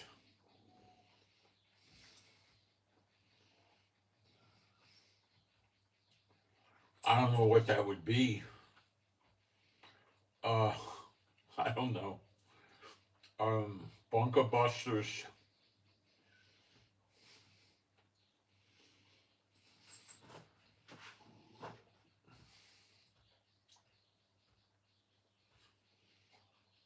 We don't think they work.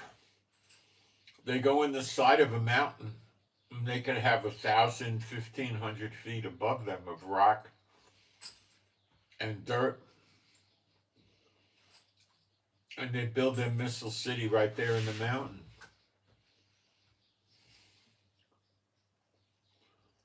If you could get the bomb to drop and go sideways, sort of, or hit the mountain. See, if you're going to hit the mountain just like this, it's not going to penetrate in. You'd have to get the bomb to somehow drop and then go horizontal. I don't think you could do that.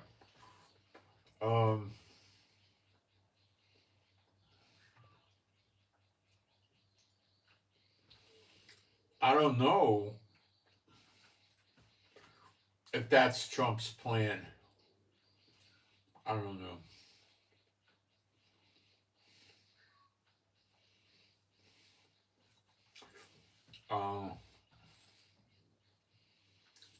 I could see Trump trying to buy time.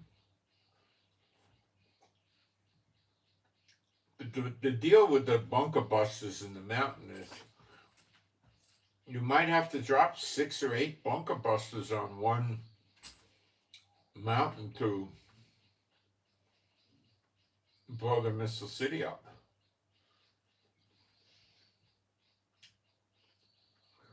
Eventually, you're going to get there because you're going to keep whittling away the mountain and getting closer and closer and closer, and then you'll hit the missile city. But we don't know how many.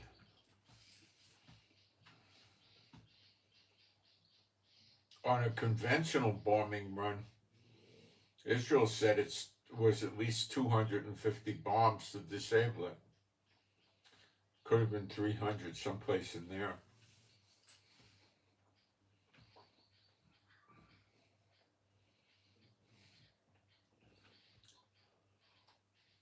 So maybe you need a dozen even of these bunker busters. And they're probably a few $1,000,000 each, so I don't know. China came out with a statement and said they don't think America will do anything if they invade Taiwan.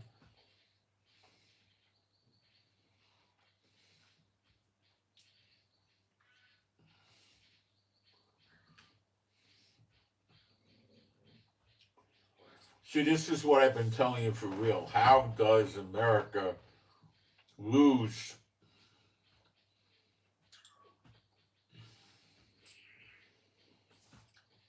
America's sucked into Iran. They're blowing up their bombs and missiles. They're running out. Okay? China hits Taiwan.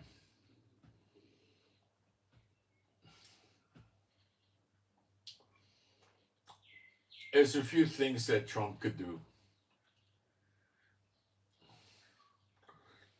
One is he could try to negotiate with China. Would that work?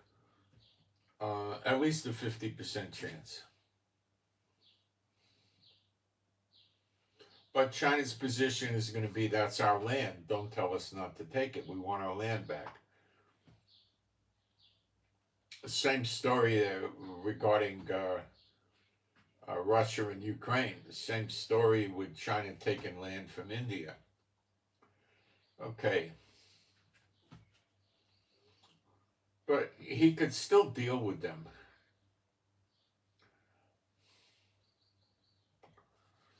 He could make deals like take Taiwan over a period of 25 years. Or, he could find ways to mess around with them with trade deals. He could possibly pull that off. I would agree.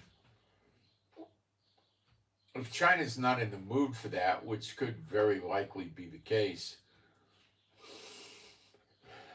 they're going to just shut them down and say, it's our land. We're not giving our land up any more than you are. You want to give us Florida? We'll pull out of Taiwan. So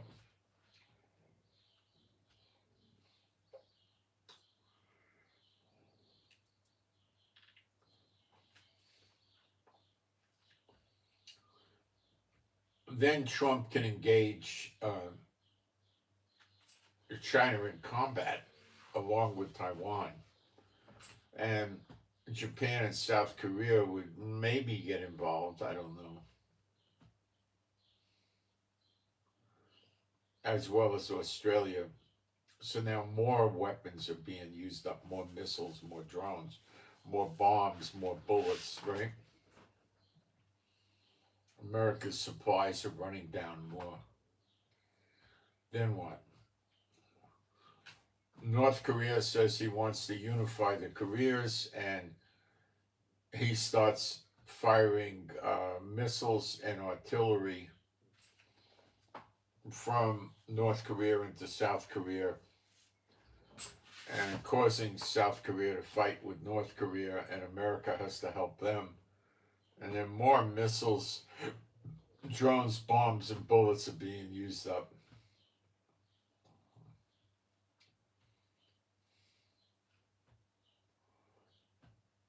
And then Russia may go on an expedition and attack Poland and Romania. And that would get an Article 5 going from NATO. But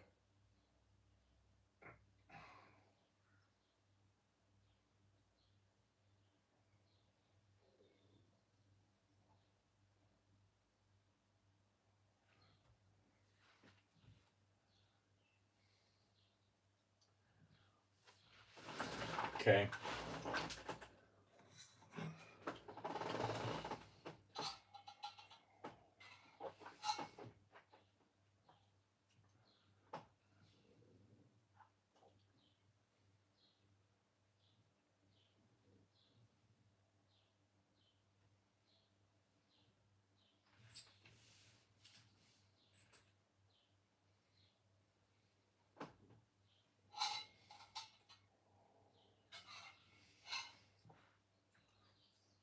Essentially, you've got the United States spread out trying to help Europe, which they might not do. They might just tell Europe we're otherwise occupied right now. See you around the campus. And let Europe deal with Russia while they're dealing with the Middle East, which Trump's not going to let go of because of the oil. And he's not going to want to lose South Korea, Japan, Guam, Taiwan, Philippines. You're going to want to defend that.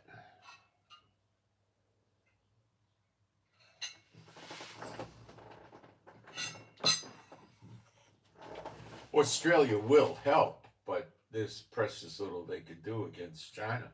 But they will help.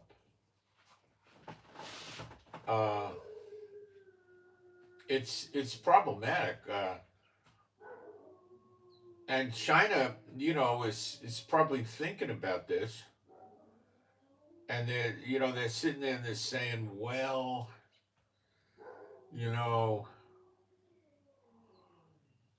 America's stretched out real thin right now. They don't have any missiles and drones and bombs left.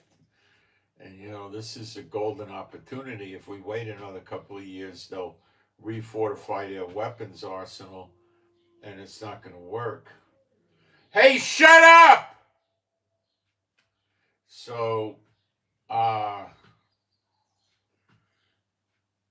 that's what I always said the plan would be. Now, there's also a good chance that if Russia picks the right target in Europe, Trump will be involved. The question is, what's the right target? Lithuania, Latvia, Estonia, Romania, Poland. What is the right target? I don't know. Shut up!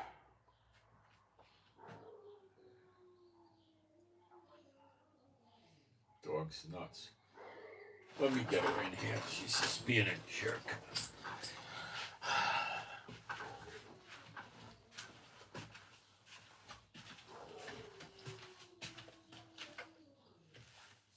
Why are you becoming an idiot?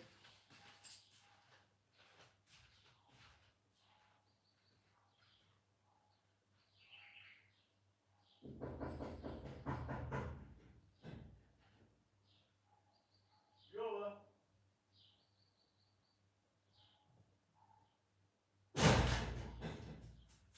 You don't sit there and howl when I tell you not to. It's not acceptable.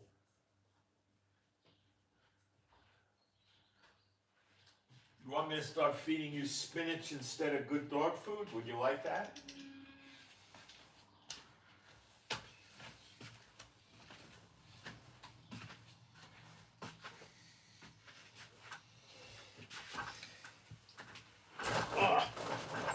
So,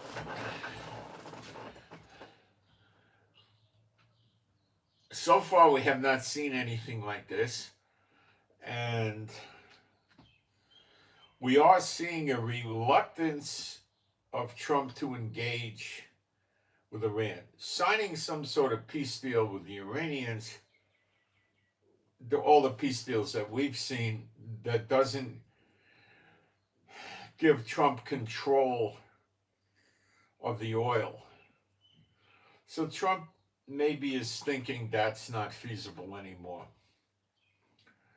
Let's save the Kuwait, Bahrain, Qatar, Oman, Saudi Arabia, oil, Iraq, maybe. I don't know. I don't think he gets along with Iraq. They'll be afraid of Iran and they'll listen to me and they'll do what I tell them with the oil.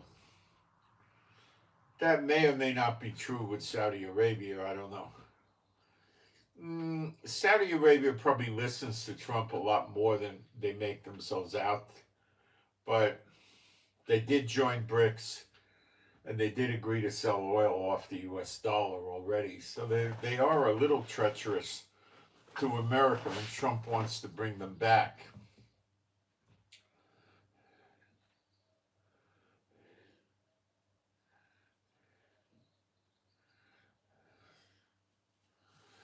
Trump's blockade is only work. They're dumping oil. The Iranians are dumping the oil because the oil keeps coming from the oil fields and the refineries and the pipeline, and they don't have place to put it in the storage tanks. So they're putting it in some of their tanker ships, and they're taking it and dumping it in the Persian Gulf, which is going to kill all the plankton, every form of plant life. And every fish in the Persian Gulf is going to be defunct, dead, if they keep doing that. And they will. And will the nations do anything about it? Well, it looks like the Europeans are totally afraid of everything. The people that got victimized in 1939, 40 to 45, by Hitler and Mussolini,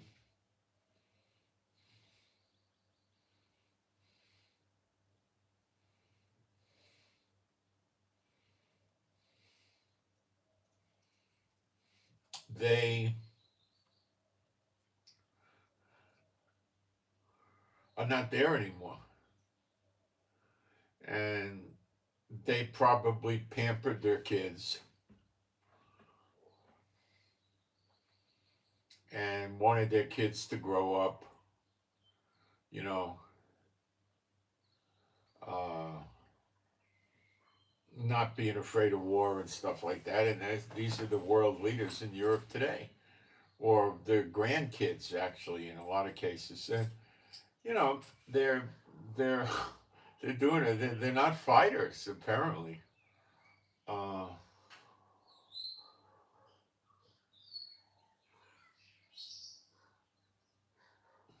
Germany tries to act differently. They say we're always there to help Israel.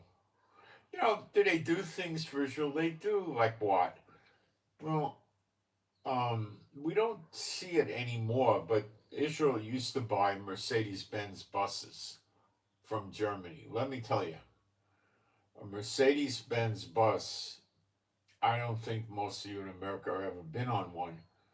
They're fantastic, you know. Uh, and we used to get Volvo buses, which are, in my opinion, they were equivalent to the Mercedes bus. But those are long gone. Now we got Chinese buses, which are ecological. They don't blow smoke. I don't know how they run. I don't believe they're electric. Maybe some are. I don't know. We got a lot of maintenance problems with them though. So they run the buses from China now, but so they were selling us the buses, and nobody really does that. Occasionally, buys a submarine from them. I don't know what else we get from them.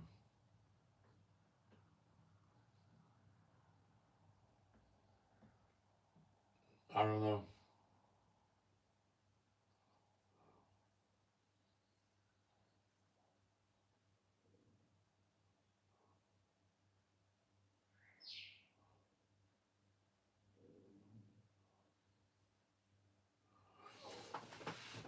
What else do we get from Germany? I don't know. That's about it.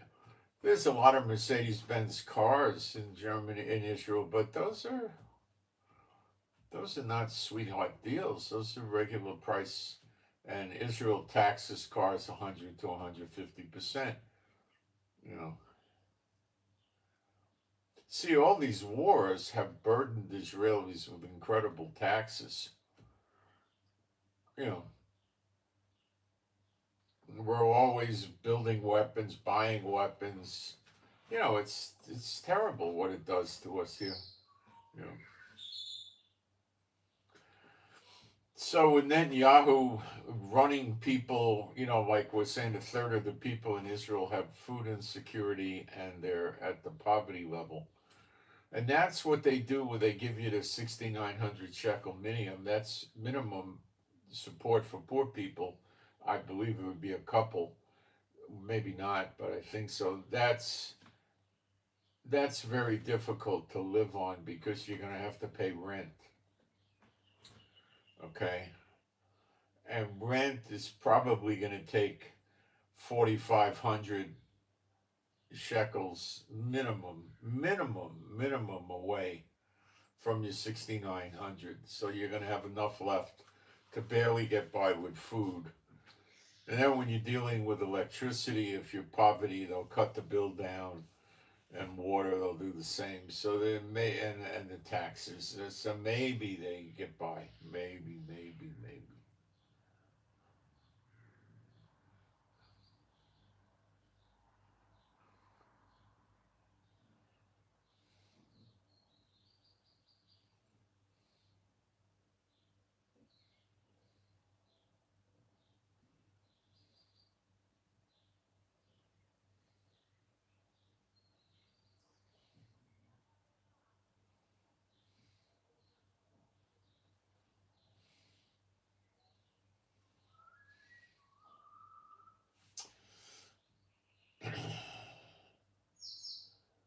So what are we waiting for here? We're waiting for either Trump to throw the towel in and say, okay, you just don't build any more nuke stuff. Give your nuclear uranium to China or Russia, whatever the heck you want to do with it. Tell us you're not going to do any nukes anymore. We know you are, but just tell us you're not. And I'll just leave the Middle East, but I'm not closing my bases and, you know, see what, and I'm not giving you war reparations, and I'm not going to, you know, give you sanction relief unless I'm satisfied that you ain't going to start the war again, and then I'll give it to you piece by piece. And Iran's probably not going to take that, and the war may continue. It probably will eventually continue. But I think there's going to be new players in the war against Iran. I don't see any indications of China and Russia and North Korea coming over here to help Iran fight. I'm not thinking we're going to see that. Iran's not worth it. Iran needs them more than they need Iran. I don't think they're going to do it. Okay. Uh,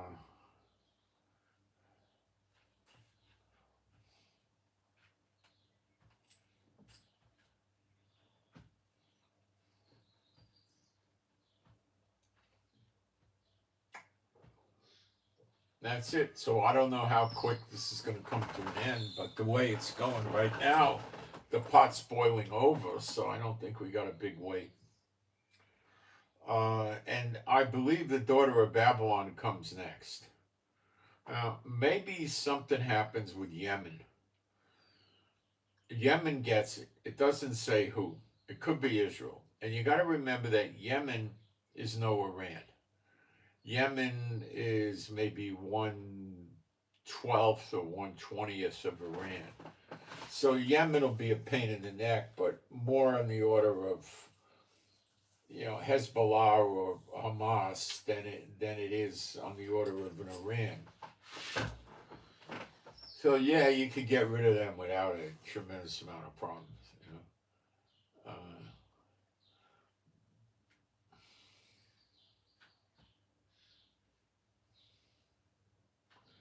Now I know that um,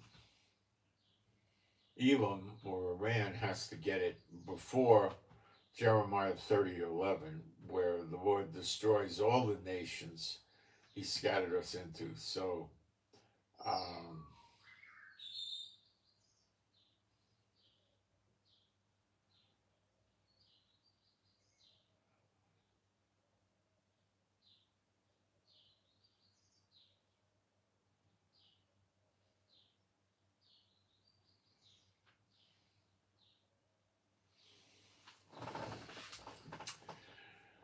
um, what else can I tell you? That's about it. Don't pay much attention to these people with their the government and the UFOs. I mean, it's not real. Don't believe it's real. The government's full of liars. It's like going up to the moon, and the dumbbells tell you the moon's a vacuum, and they got them walking around in spacesuits with air tanks, and then they show you the flag blowing in the wind on the moon, which is supposed to be a vacuum. You know, that's how dumb they are. Okay.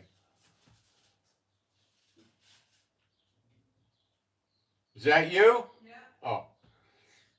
So don't go into there really are UFOs, this little green men, and you know it's ridiculous. It's not. There's nothing there. Hot out there today. And in the eyes of the Lord, it's going to go to Trump's, account of sins, what he's pulling, and it's going to go bad for him, which means America. So, someone said like that old movie 2001. Yeah. Let me go through our live stream chat here and see if there's questions here I need to be answering. Oh, that's not me. That's another chat. That's me. Okay. Let me see if we got questions that need answering or prayer requests or anything of this.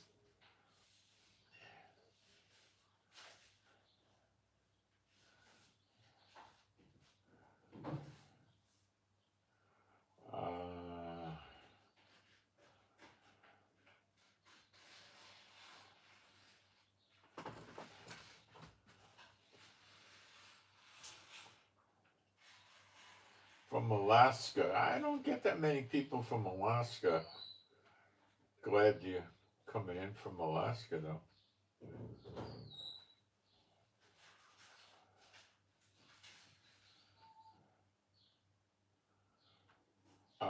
If the volume needed to be higher, I would be hearing.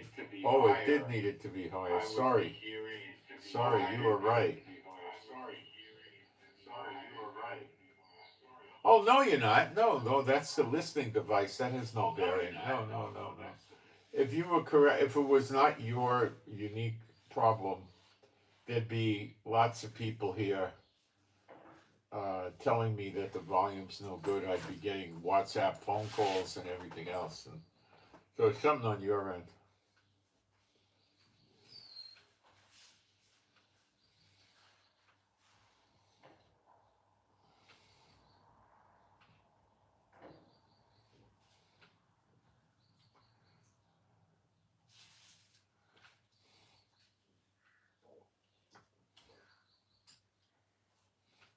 Trump is talking about UFOs to gain votes from the weirdos. Maybe I can't answer that. I don't know. I don't think so, but I think he's got more of a darker spiritual meaning. Some people, I'm not accusing you, I'm just saying that some people over the years come in here and say the volume's low just to be harass me. You know, we get that too, guys. Normally it'd be a lot of people that I know would be telling me the volume is too low. They know my WhatsApp, they know my email, and I'm not getting any of that. So it's probably something on your end, or you're harassing me. I don't know who you are. Maybe you are. I don't mean to be insulting to you. I just don't know. But I don't believe there's anything wrong with the volume. Uh,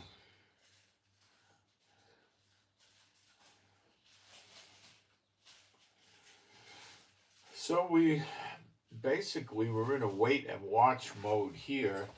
Um, it could take off this weekend. Uh, I don't know. Trump's afraid of something. It could be he knows that the Iranians got a lot of missiles left, and they're going to hit Kuwait, Bahrain, Qatar, UAE, and Oman, and Saudi Arabia, and knock all the oil out. And then we're going to see oil spike, and the economies are going to be in very bad shape. And many nations of the world will turn around and blame Trump for that. That's one set of problems, okay? He might be waiting for a breakthrough to take out these missile cities. I thought he was going to try that with boots on the ground. I don't know what his plan is anymore. I don't know.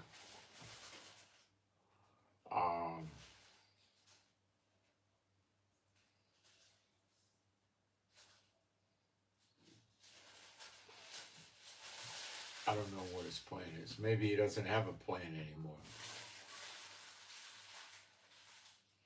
I'm not kidding. He might be going day to day. What were his rules of encounter with his blockade, which is still ongoing, if a Chinese ship tries to run the blockade? Curiously, a Chinese ship did come under attack by Iran yesterday because they weren't following instructions or something. I don't know what the heck that was about.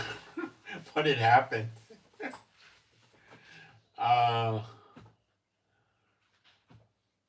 What are the rules of engagement if an Indian oil tanker wants to get through the blockade, or a Chinese, or any other kind? I don't know, even North Korean.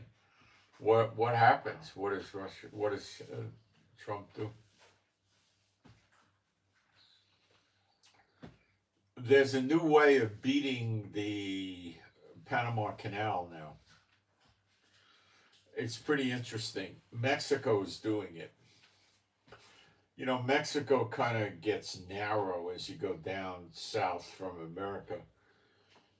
So you could go from the Pacific is one side of Mexico, and the other side goes to the Gulf of Mexico, now called the Gulf of America. And it's I don't know, about a 200-300 mile train trip. So what the Mexicans are doing is they're having people with a container ship. It wouldn't work with a tanker. A grain tanker, or a liquid tanker, running oil, or any liquid, milk or anything, it wouldn't work. But on a container ship, the truck, the ship pulls up on the Pacific side. They offload the containers onto a train, okay, or two trains, and they run the train across Mexico, which takes a few hours. Then they offload it and load it onto a different ship, a container ship, who takes it to wherever it's going, right?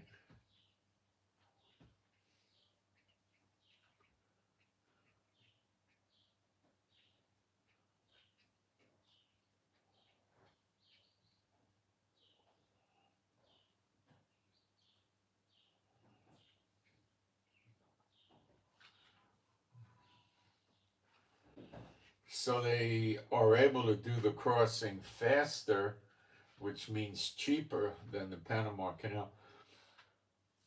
The Panama Canal is clogged up. Ships go there and have to wait a few days, sometimes a week or two, to cross. They need to make appointments, all kinds of stuff. It's a pain in the neck. The people in Panama are just bleeding shipping companies as much as they can to cross their canal, you know, and I guess that's a major source of employment of money for the country. Uh,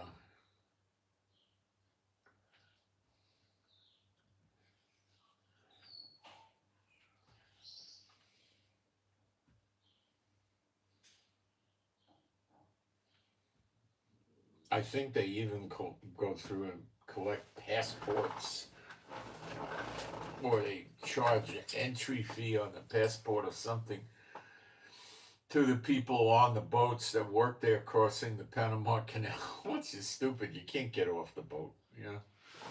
The crossing is about 24 hours, I think. That was the old canal. The new canal, I don't know, it's probably about the same. I mean, so you're on the boat. If you're on cruise ships, go through there. You know, so it starts off, they're on the cruise ship and they all go out on their balconies or they go up on the deck if they don't have a balcony and they look at the canal and they're crossing and, you know, how great it is, right? And they,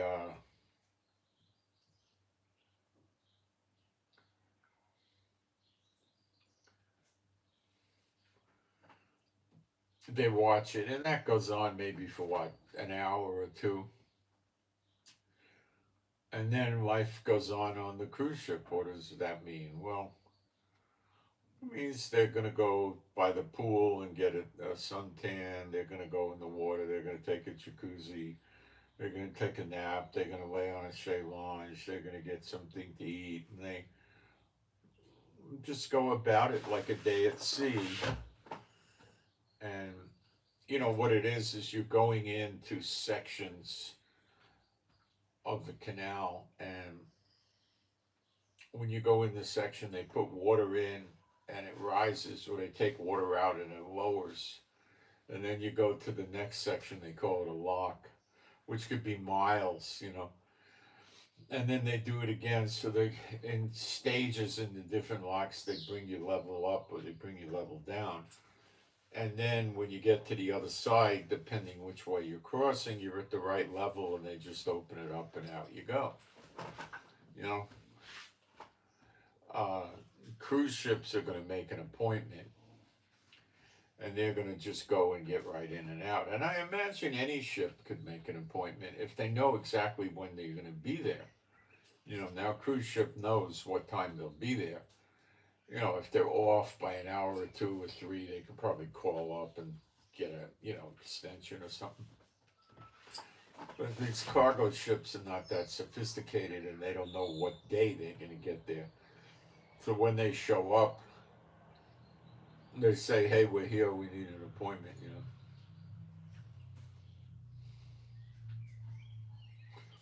And then they got to pay for it. I guess they call the home company and the home company wire transfers the money. Uh, and then off they go, you know. Um, so when you do this thing in Mexico, they say it's easier, but you have to have a train. And it's got a pain in the neck too. You got to offload all your containers, put them on railroad cars, and then run them across Mexico, and then put them back on another boat. You know,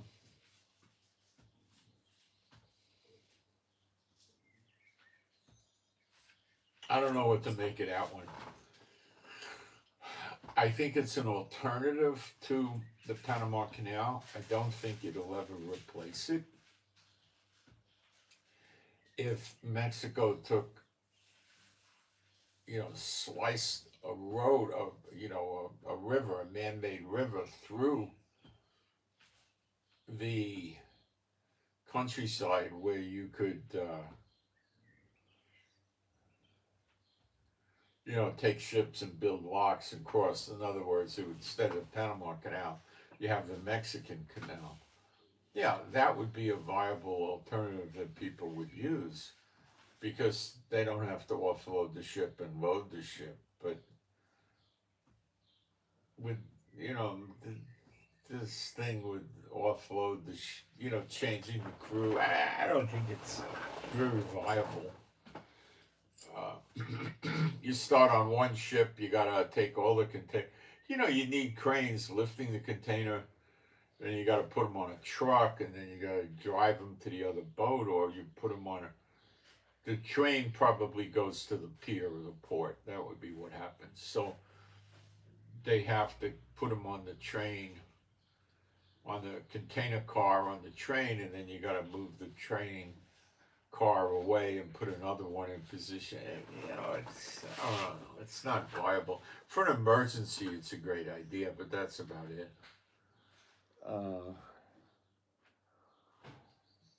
Not too great of an idea.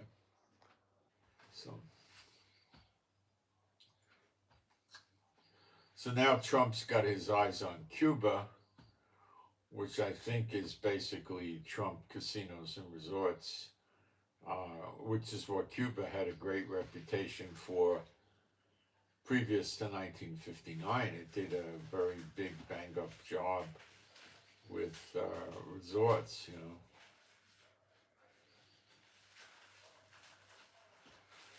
So, okay, so it's important that we watch this. This is tying, I'm telling you, I believe God's using the daughter of Babylon to knock out Iran, and then the daughter of Babylon's gonna start getting knocked out. Now, it might happen simultaneously. I could be wrong, but that's how I'm seeing it unfolding. So it should be rather important to watch it, because then when the DOB goes, when it hits the end of the line, then the appearing happens. Well, maybe not at the end of the line, but someplace in there.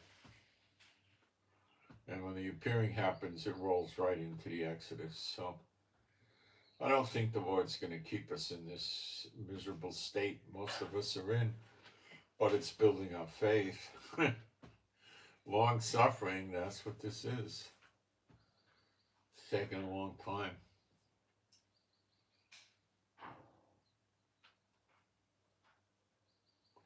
All right, so my Heavenly Father Jehovah, I pray for me and my wife and all the true believers.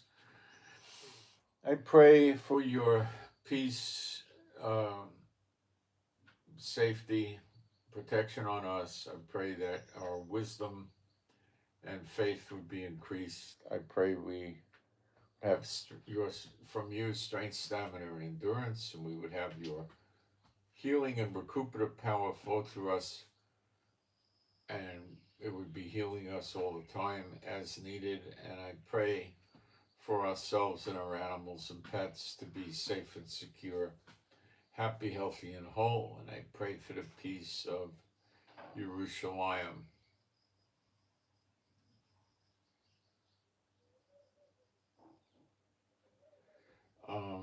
And I pray we don't keep getting attacked and having more damage in Israel that we all need to repair during redemption.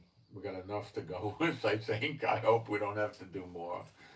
And I pray now with the new heaven and the new earth and repairing the old ruins. That's an interesting thing.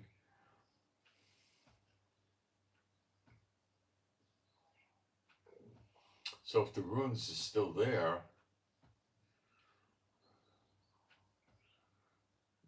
new heaven and new earth may not affect that much. It may affect the water supply, the oceans, the climate, how the crops grow, and what we see in the sky. That could be the change. Okay. And the level of rain and the temperature and things of this nature. That might be what it is. But it may be more too. I don't know. I don't know yet. We don't know yet. All right. And I pray, we could pray for more insight on that, though. And I pray that I could do better videos, and we would all, and live streams, and we would all learn the Bible better.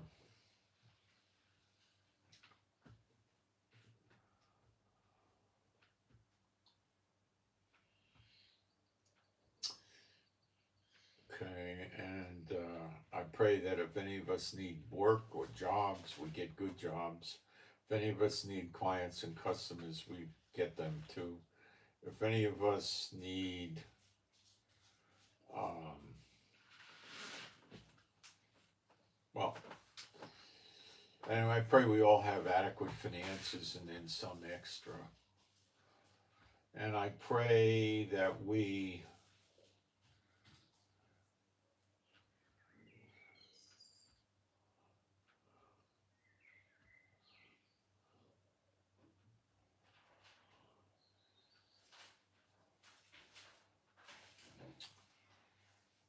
would be at peace and calm and rest and understand that all things work to good for those who love the Lord and not be worried about this. Okay, I also pray, well, I submit this to you, my Heavenly Father, B'Shem Yeshua HaMashiach. You guys also need to pray for each other too. All the true believers is each other and their households, you know. That's a good thing to do if you're thinking about things to pray for. You know, that's a good one. Someone was talking to me saying, why do all the S-bots come in here? Well, the way that works is they are the pawns, the new kind of irrelevant to Satan S-bots, and they come in here and they can't do much with the live streams because the people are not there. So they work on the with the videos. So they work on the live streams.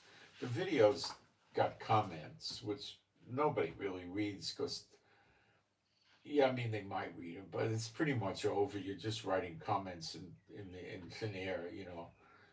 The live streams, people read the comments. Some of them in the big channels, the live stream goes, you know, so fast, you know, is it going like this, like this, like this, and nobody even reads this stuff. It's worthless.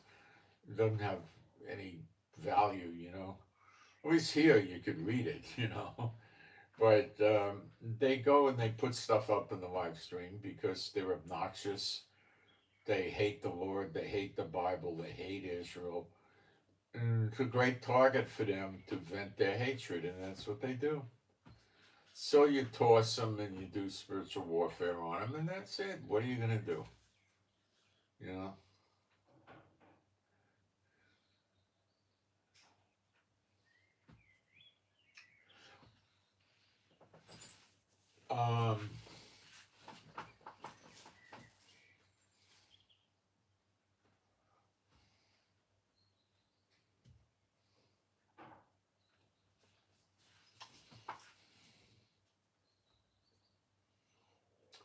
So we just watch and wait and plot on and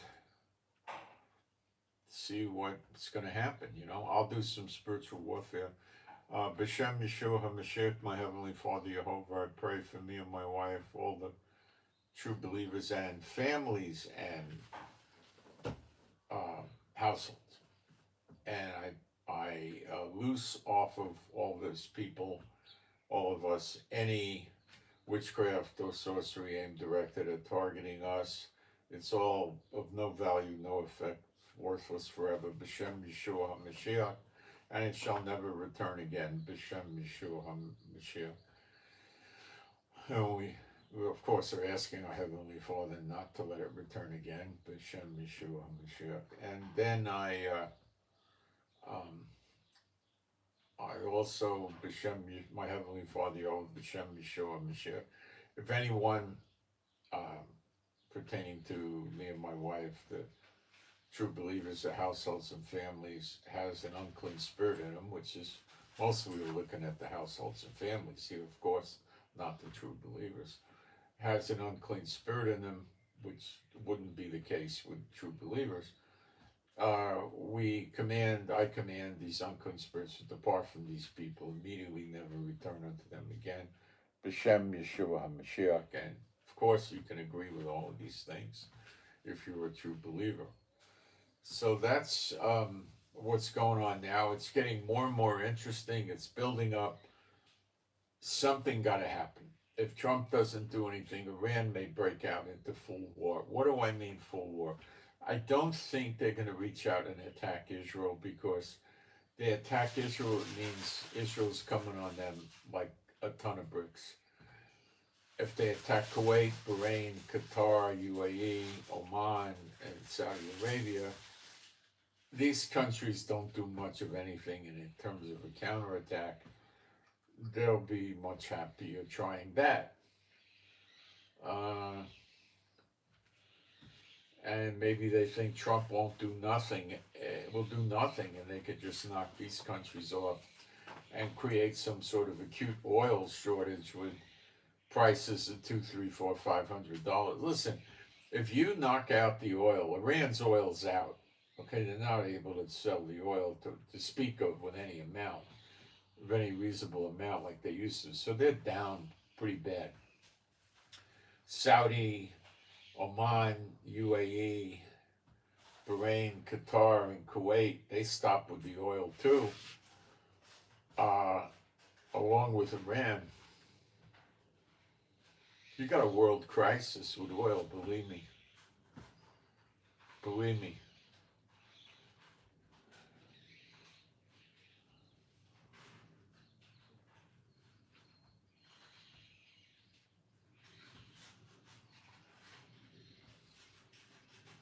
So these are interesting times.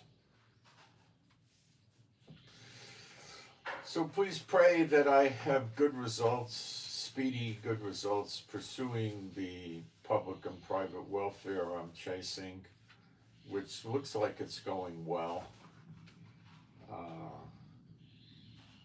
I appreciate prayers for that. It'll get us at the very lowest level. It'll get us, the government will give us workers, they call metapellets, to come in the house and do the cleaning, the laundry. They'll go shopping with you to drag the carts around, and they'll cook for you if you need that. They'll help you with whatever kind of things you need in the house, you know. So we're hoping for that.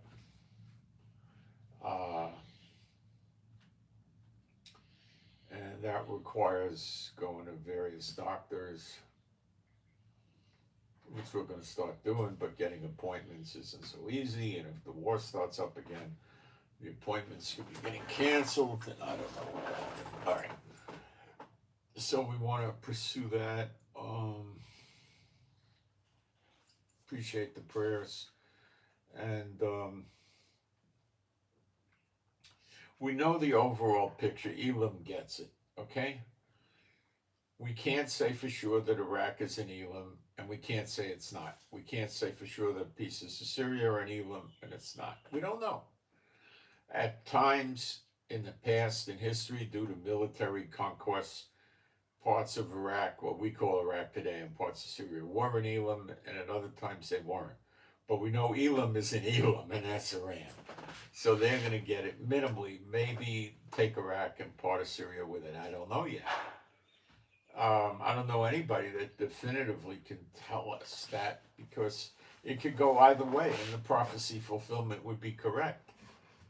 Now, looking at it today, we know Iran's Elam, and Iraq is sort of allied with Iran, but are they really, how allied are they? Are they really fighting for Iran today? No.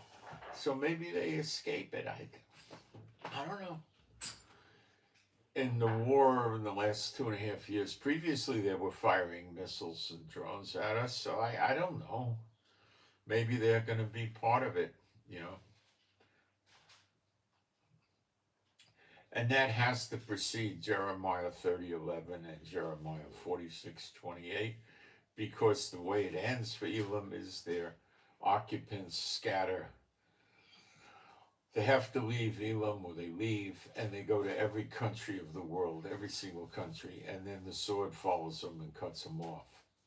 So there has to be nations for them to go to. Okay?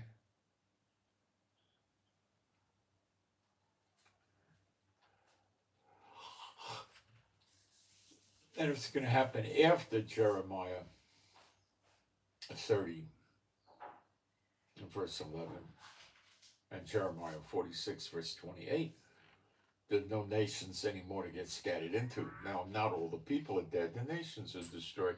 So that can't work. So it has to be before. So that's why I'm very insistent that this is real. And like I've told you all along, there will, or there can be, I say, and it's proving to be true, there can be periods where there's a pause. But the pause here is mostly one-sided, Trump side. Although I'd have to say, based on the last 2 days, what pause? They're fighting avidly. What pause, you know? So we're not getting the sirens and the red alerts here in Israel, but we all feel the weight of it. We all feel that it's going to come again. Uh,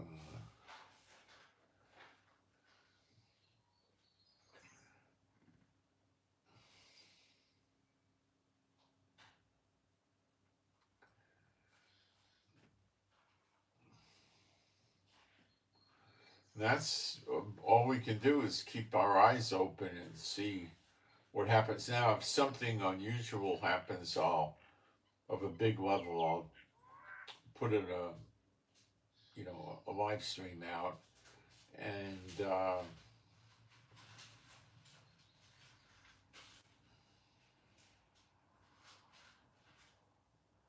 I'm not aware of what that would be, but if something does happen, I'll do it.